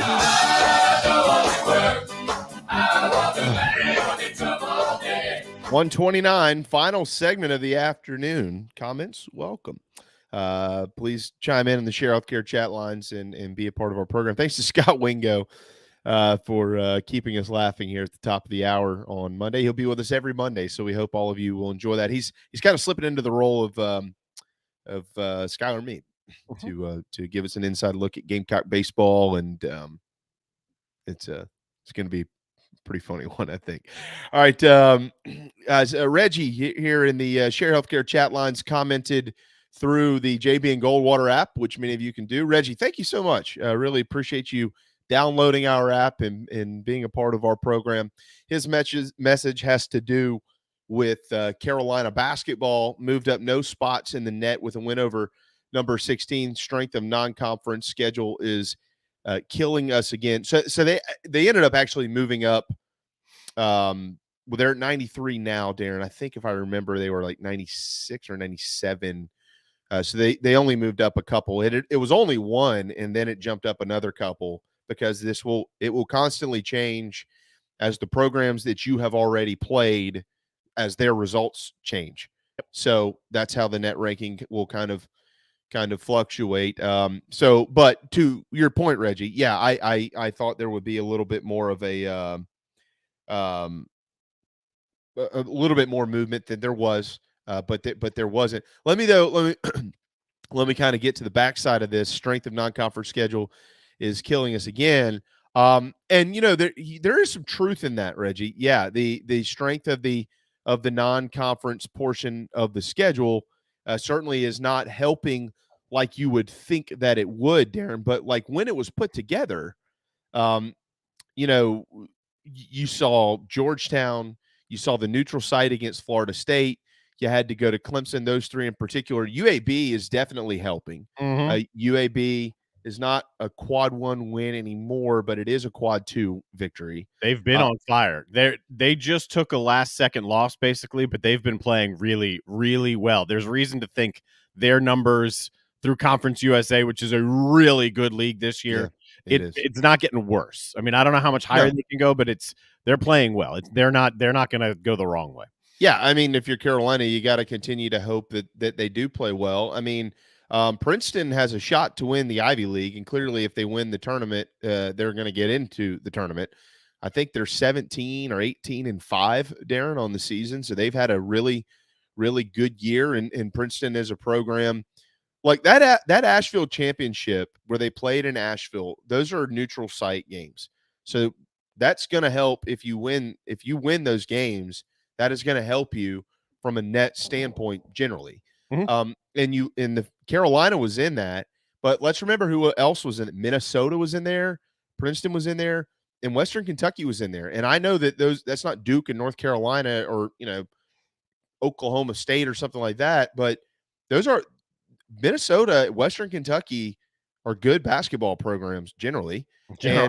And so is in Princeton is a respected program too. So like you had an opportunity in that tournament to draw Minnesota, and they did play Western Kentucky after they lost to Princeton, and they won that game 75-64. So my point is, like when the non-conference schedules, it's not like Frank avoided playing tough games. I mean, they played that Florida State game in Rock Hill. They went to Asheville in a neutral site. They scheduled Georgetown. Who knew that Georgetown was going to be god awful? I mean, no, you can't really, so I don't blame like scheduling or anything there. And I'm not insinuating that that's what Reggie was saying at all either. But by virtue of Florida State struggling when nobody thought they would, Georgetown being terrible, Clemson's been bad. I mean, nobody saw that coming. And, not being able to kind of get it done in that Asheville tournament, that's all contributed. UAB, Wofford, generally a pretty respected team. So overall, my point is the strength of the non-conference schedule was set up to be good. It just fell short of it, and it wasn't South Carolina's fault. Yeah, that's true for the non-conference stuff. The story about this team still remains unchanged. We can dance around with the schedule and good wins, bad losses, stuff like that, but we're at the point now where I understand why Frank Martin is complaining about the lack of movement in the net, because his job is to fight for his team. So he should he should say something like that. Like, hey, guys, we just had a really good win against, again, an improving LSU team that's trajectory is going back in the right direction. Let's get a little bit more credit for that. So as a coach, it's frustrating when you don't get a ton of credit from the ranking standpoint that is used as the primary baseline for the NCAA tournament, when the primary baseline of this season is the NCAA tournament. I can understand why that is frustrating. But I'll circle back to what I said at the very beginning of the show.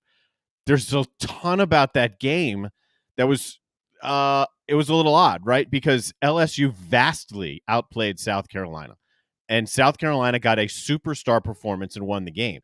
To me, there are a lot of parallels between that game and the last couple of years, and the kind of waves of emotions here of here are high points and you get the taste of the high and then the low, and we're still seeing that. And I think that game and the last 9 games, 3 wins, 3 losses, 3 wins, it's all we're heading towards a fascinating finish here, and I don't envy anybody that's in the middle of it, because it depends on what you want to frame your argument around, but there's everything there. I pointed out, someone asked about KenPom numbers. The reason those didn't improve, there was a lot of really bad in there for South Carolina, really bad. They had some success in the front court because of the tempo of that game, but Couisnard saved the day. That's why they won that game, and that's why you didn't see a ton of movement from these metric sites. Yeah, and to kind of back up your point there, and again, the eyeball test should matter, records should matter. I mean, because I'm a fan, I'm a big fan of that. Like, at the end of the day, did you win or not? I mean, and it's a massive win. It's the best win of the year. It's a huge win. With what I just said, by the way, it's also the best win of the year, and you can't take that away from them. No, and I just want to back up your point. I just want to make sure that we all carry an open mind here when we have this conversation, because it's not just specific to South Carolina that a big win isn't moving the needle much. This is all across the country. I mean, LSU lost and they didn't really fall. Well, this late in the year, there's 4 or 5 games left in the regular season, so your body of work is a pretty long resume body of work right now. So there isn't going to be huge jumps or falls right now, because either way, you're within your conference. There aren't wide swings right now. No, well, and look, to that point, just to kind of help hammer it home here, although, again, I agree with Frank. Like, we need to pay attention to the actual result of the game. But people are, oh, my God, hey, I mentioned this Friday. This could happen. And it did. Florida beat Auburn. Well, Florida moved up like a spot by virtue of beating Auburn, and then has since dropped 2 in the net rankings. They went from like 48 to 47, and now they're back to 49. What sense does that make? I mean, they beat one of the best teams in the country. I mean, you're lower in the net, like what? That something's off, right? So, I don't have enough knowledge to, in any way, shape, or form, be able to sit here and tell somebody how this system needs to be or should be revamped or anything. I have no idea. Like, I literally don't know. I know what's on paper, what constitutes a quad 1, 2, 3, and 4 win. And outside of that, don't know formulas, don't care to. I just want to make sure that, whatever system we have, the best 68 teams are in the tournament every year, or the ones that are supposed to be in there, those that win their way in, and the best 34. And mostly that happens, right? I mean, mostly. There's always 1 or 2 that you argue, but that's it. Yeah, sure. And you're arguing 1 or 2 of 68. So, right. Okay. I'm like, yes, then South Carolina was one of them not too long ago. A very valid case, probably almost definitely should have been in and got snubbed. So that's another one of the reasons I think that Frank is pushing that narrative, because he should fight for his team. So it's that time. Right. Yeah, so, it's that time. The whole year has been about that. And add in that little subtle wearing of the Final Four pullover on the heels of Ray Tanner's comments about making the tournament, and the comment now about the net, and the conversation with Yuva about guys maybe feeling like there is outside pressure and playing for their coach.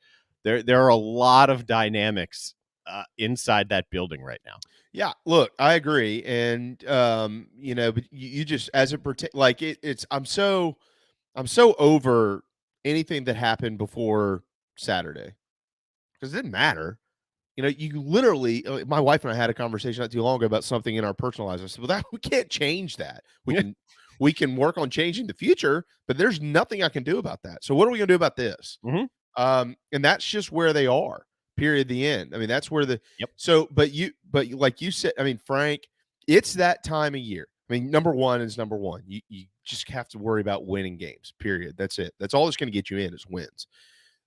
So you're going to be in control of yourself, and ultimately, yes, you're going to need some help around you, but you can't control the help around you. So you got to control yourself.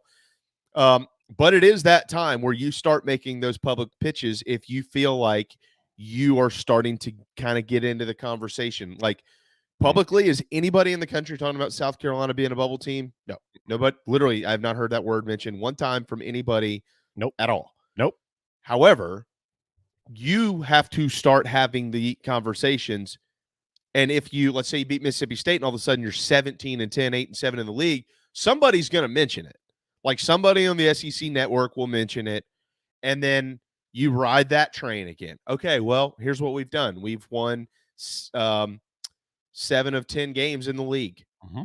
We've won 4 in a row. We've beaten this team. We have 3 quad 1 wins.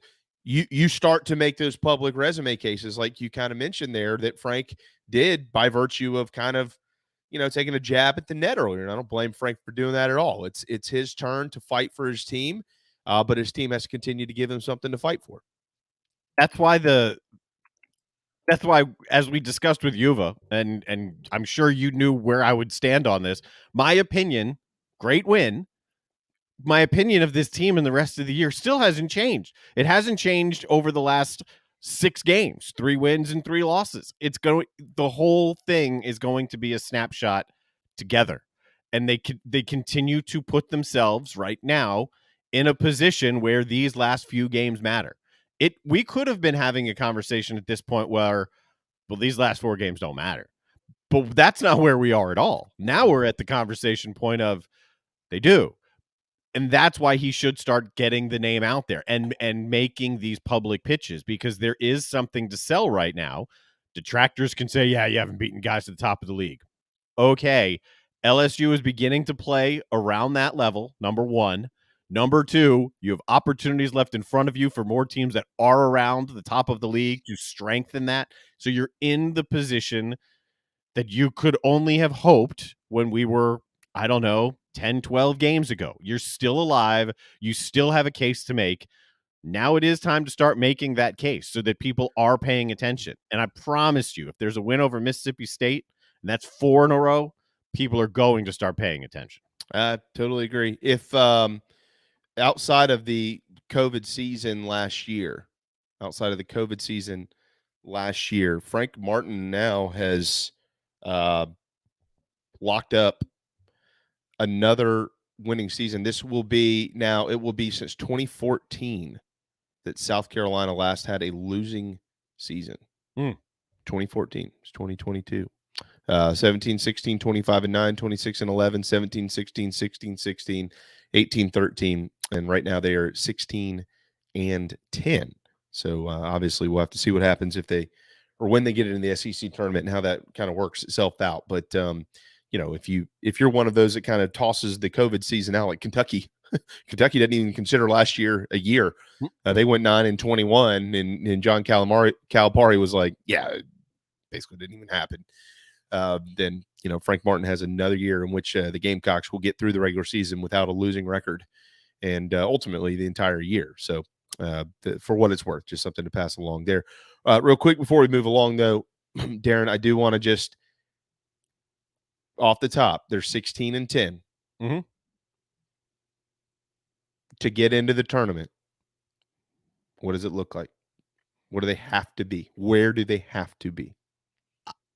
I can't even answer the question because they are going to be, I'll answer it this way. Let's say they go, I don't even want to put a number on what they do for the remaining 4 games. When they get down to the SEC tournament, they will either be on the bubble or have an opportunity to put themselves on the bubble. They'll be on one of those two spots at this point.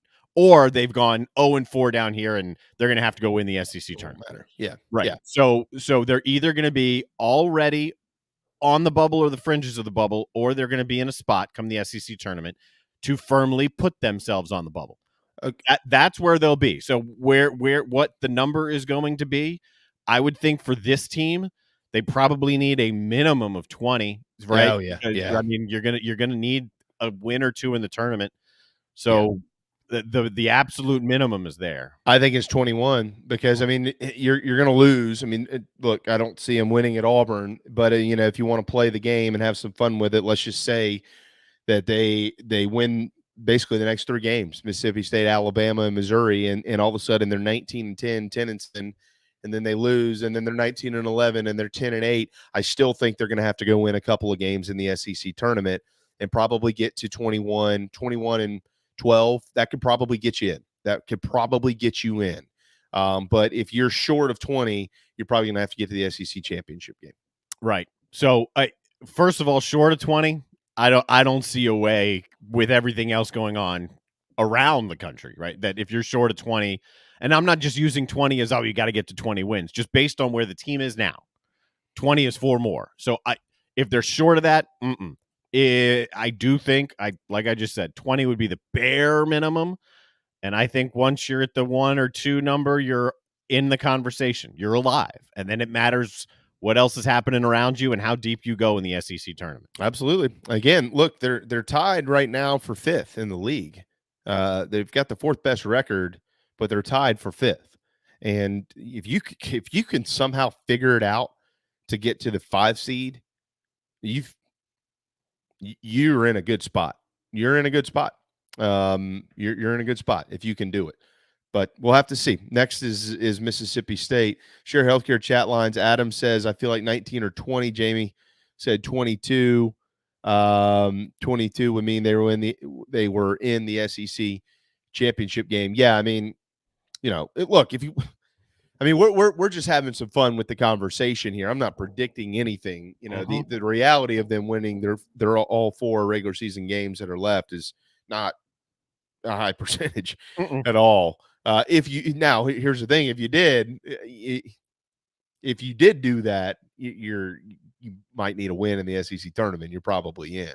If they win the next 4, then they're going into the SEC tournament with 7 straight wins, including LSU, Bama, Auburn, right? Auburn, yeah. Yeah. So at that point, there's a lot of chatter about South Carolina. At that point, people will be saying they're firmly on the bubble, and they may or may not need a win in the SEC tournament if they sweep these next 4 games. Yeah. Which, again, anybody that's just tuning us in and hearing Darren say that, he's not been drinking or anything. We're not predicting that. We're just having fun with the conversation because the opposite is there. If you lose the next 4, there's not even a conversation to be had. You're not going anywhere. Yes, that's why I keep saying we're in the same spot. But they've played their way into this spot. Once we hit the midway point of the year, it was either going to be you're dead by this point, or you've continued to keep yourself alive, and that's what they're doing. Who's in? No doubt. You look at I'm talking about just in the SEC, Derek, because my personal feel right now is that the deepest league in college basketball is the Big Ten. That's my personal feel. Okay. I think the Big Ten is probably the best league out there, and at this point in time, they're probably going to get the most bids. I'd probably say next to that is I don't know if it's the SEC or if it's the Big 12. Right. But the SEC, so with the SEC, you have, Auburn's in, Kentucky's in, Arkansas's in, Tennessee's in. We know those guys are in. Yeah. And then you've got, I feel like 2 more that are definitely going to get in. We just don't know who they are. Is it Alabama? LSU's in as of today, but if they struggle down the stretch, will they continue to be? But as of today, they're in. Bama's going to be close. Mississippi State and Florida are certainly making their cases. And then again, if South Carolina keeps winning, they're going to make their case. The only other team who could absolutely get hot and just find a way in by some crazy miracle is Vanderbilt. A&M has fallen out of that conversation unless they obviously win the SEC tournament. Missouri, Ole Miss, and Georgia clearly have no chance. But people haven't paid attention to the fact that Vandy is now 6-8 in the league. Like, they figured it out, and they are playing well. So I think the SEC is going to end up getting 6. The question will be if they get 7. So I'm going to start with Mississippi State because I have that stuff pulled up right now. They haven't been playing well, right? They went into that South Carolina game having lost 3 of 4, but it was easy to say those are on the road. You know, Kentucky was obviously a really good game, and they lose there. And then they beat South Carolina. Then they went on to lose 4 straight. They come to Carolina with 2 straight wins, both against Missouri. So Mississippi State is doing everything it can to play themselves out of the tournament. If they lose, I mean, they have Carolina, Vanderbilt, A&M, and Auburn sandwiched in there. If they lose 2 of those non-Auburn games, Mississippi State is in, maybe even 1. Yeah, then Mississippi State is in big, big trouble. If Vanderbilt finds a way in, that would be impressive. But I see where you're coming from because they are playing better. 2 losses to South Carolina is not going to help Vanderbilt. That's just being honest. I think right now the Big 12 is the deepest. I think the way the Big Ten's top teams, middle top, are kind of floundering, they're beating each other up, and there are odd inconsistencies in there. I'm more leaning Big 12 here than maybe the SEC a touch over the Big 10, with Rutgers really throwing a wrench into what's happening with the Big 10. Yeah. There hasn't been a lot of consistency out of Wisconsin or Illinois really at this point, or Ohio State. So that's why I think the SEC's top makes it a little bit deeper because it's a little stronger than the Big Ten's top, but then the middle tier, lower tier, maybe the Big 10. Well, I do want to point this out on Mississippi State. You know, they had to get that makeup game in there against Missouri. So they just played 2 back-to-back games against Missouri. And the second one was on Sunday. And then they got to turn around and travel to Columbia and be in town tomorrow to play on Wednesday. So they're on short rest. And they won both of those games. Missouri's not very good. But the previous 4, after they beat the Gamecocks, they lost Arkansas, Tennessee, LSU, and Alabama. Now, that's a tough stretch of teams, and I understand that. But they did not win any of the games. That's what I'm saying. Yeah. And so, Carolina on Wednesday night has a real shot to knock this Bulldogs team off and get their 17th win of the year and continue making their case. I will couple that with this, and then we got a couple other things to squeeze in, Darren, before we get out of here. This basketball conversation has taken up much more than I thought it would here. But if you are a Gamecock fan this week, here's what you want to happen. You want Arkansas tomorrow night to beat Florida in the Swamp. That would give the Gators their 8th loss of the year. So you want that to happen. These are the teams you're pulling for. So if you cut on TV tomorrow night, South Carolina fans, you pull for Arkansas, and then you will also pull for Vanderbilt to take down Alabama at Memorial Gym tomorrow night up in Nashville. That would give Alabama their 8th loss of the year in the SEC. It would give Vanderbilt their 7th, and hopefully that obviously would help Vandy get into the top 75 of net rankings, which is going to give Carolina another quad 1 and another quad 2 victory. It would also help Carolina if they can beat Mississippi State on Wednesday with both of those teams losing, because the Gamecocks have moved to 8-7, and those teams would drop to 7-8. And then so would Mississippi State by beating them. And then you would also hope for Kentucky to beat LSU on Wednesday night. So you want Kentucky, Vanderbilt, and Arkansas to win this week, in addition to you beating Mississippi State. Yes. Well said, because all of that add in the fact that if these things start happening, seeding and buys in the SEC tournament are also more important. And then absolutely right. And then you've got a chance to get a team that's not as fresh because they just played and now they're coming to play you. These 4 games, it's a sprint to the finish now. They can say take it one game at a time, and yeah, great. It's a sprint to the finish now with these 4 games, and it is it's feasible to put the path together right now. They got to do their part, but it's feasible to start putting that path together to say they could be in the mix come SEC tournament time. Winning Wednesday becomes massive. With the win over LSU now, Wednesday's game is now the most important game of the year. If you follow that LSU game up with yet another win against a team that really they controlled every aspect of the game. And I know they're not playing well now. They controlled that game physically. They were in Carolina's heads. They were in their shorts defensively. And that's what they're going to expect. If South Carolina handles that, right? You turn away that first loss and the memories of that, it becomes a massive, massive, massive win. And then it sets up, there's the Alabama opportunity. Mm-hmm. Yeah, I mean, I think they get it. They probably have to win the next 3 games to really. I mean, they can't lose to Missouri, and they have to beat Mississippi State. But boy, if you could beat Alabama, that would be some kind of something. That's for sure. All right, final couple of minutes before we get out of here and take the rest of the day off. No, I'm just kidding. We always have things to do. Not much into the college football playoff, not expanding today, but we're going to try to get more into that tomorrow. Just maybe some of the underlying type of causes from the case, if that makes sense. Them not expanding, what does that mean moving forward and things of that nature? Not enough time to get the rest of it in. The Americans finished 5th in the medal count over in China now that the Olympics have come to a close, but some neat stories from over there. If any of you saw that, I did not watch the closing ceremonies because I don't really care about the ceremonies, but I like to watch the athletes. And it was neat to see the Winter Olympics this year.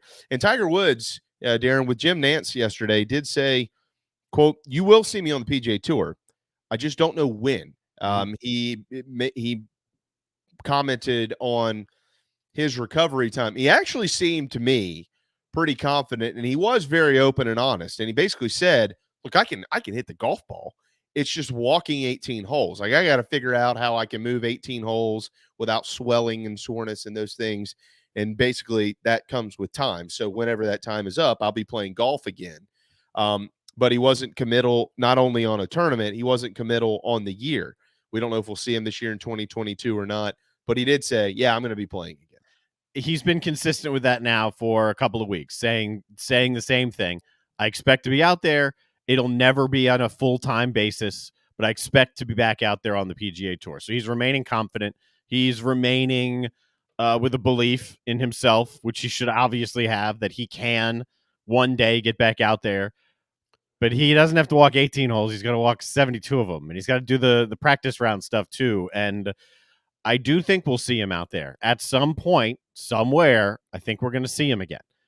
I think it is crazy to think we ever see Tiger Woods compete again, like actually push the leaderboard again. I think that it's hard to bet against Tiger Woods, but it's hard for me to see right now. I know he can hit it, but there's a lot more to it than that. Yeah, I'll be anxious to see what it looks like. I am not one to bet against Tiger Woods ever. He's just I've learned my lesson, and he is he nonetheless. Whenever he plays golf game, we'll all watch. We'll all be excited. We'll always watch. Yeah, it'll be must see. There's no question. Yeah, he's probably the greatest comeback story ever. I mean, honestly, in American sports, I mean, there's a lot of them out there, but you look what this guy's gone through. We're going to want to see it again. I mean, this is just unbelievable. But speaking of golf, Joaquin Niemann tried to give it away, but he couldn't. He won out at the Genesis this weekend. Congratulations. 19 under, 2 shots ahead of Americans Colin Morikawa and Cameron Young. And they were at 17 under. Adam Scott, Victor Hovland checked in next at 14 under. But it was Joaquin Niemann basically leading this thing start to finish at the Genesis out in at Riviera. So that was pretty cool. And some pretty good golf being played out there. Up next on tour, it's the Honda Classic this weekend. And then the Arnie returns to Orlando, Florida, the Arnold Palmer Invitational. And certainly looking forward to having our friend Scott Glaze. And how about Meredith Taylor will be popping in from time to time to talk some golf with us around here as well. West Coast swing is done, so they're heading to Florida. Yeah, the West Coast swing is done. I didn't see much of Daytona yesterday, but there was a lot of fire. I saw a couple laps. Yeah. It looks cool on TV. It sounds good in surround sound. Yeah, especially traveling. Craig, I have heard. I've gotten a text, but I haven't seen it. I'm not going to expand much more on that as a fellow media member, but I'll check it out. say that. All right, really good stuff. More on Juwan Howard tomorrow as well. What should happen with him? I think Darren had it pretty well summed up earlier. Suspend him through the end of the year. Why not? Pretty unprofessional. Scott Wingo and Mike Cupid were very professional. If you missed it, make sure you've downloaded the app. Check it out. We'll see you tomorrow at noon on the JB and Goldwater Show.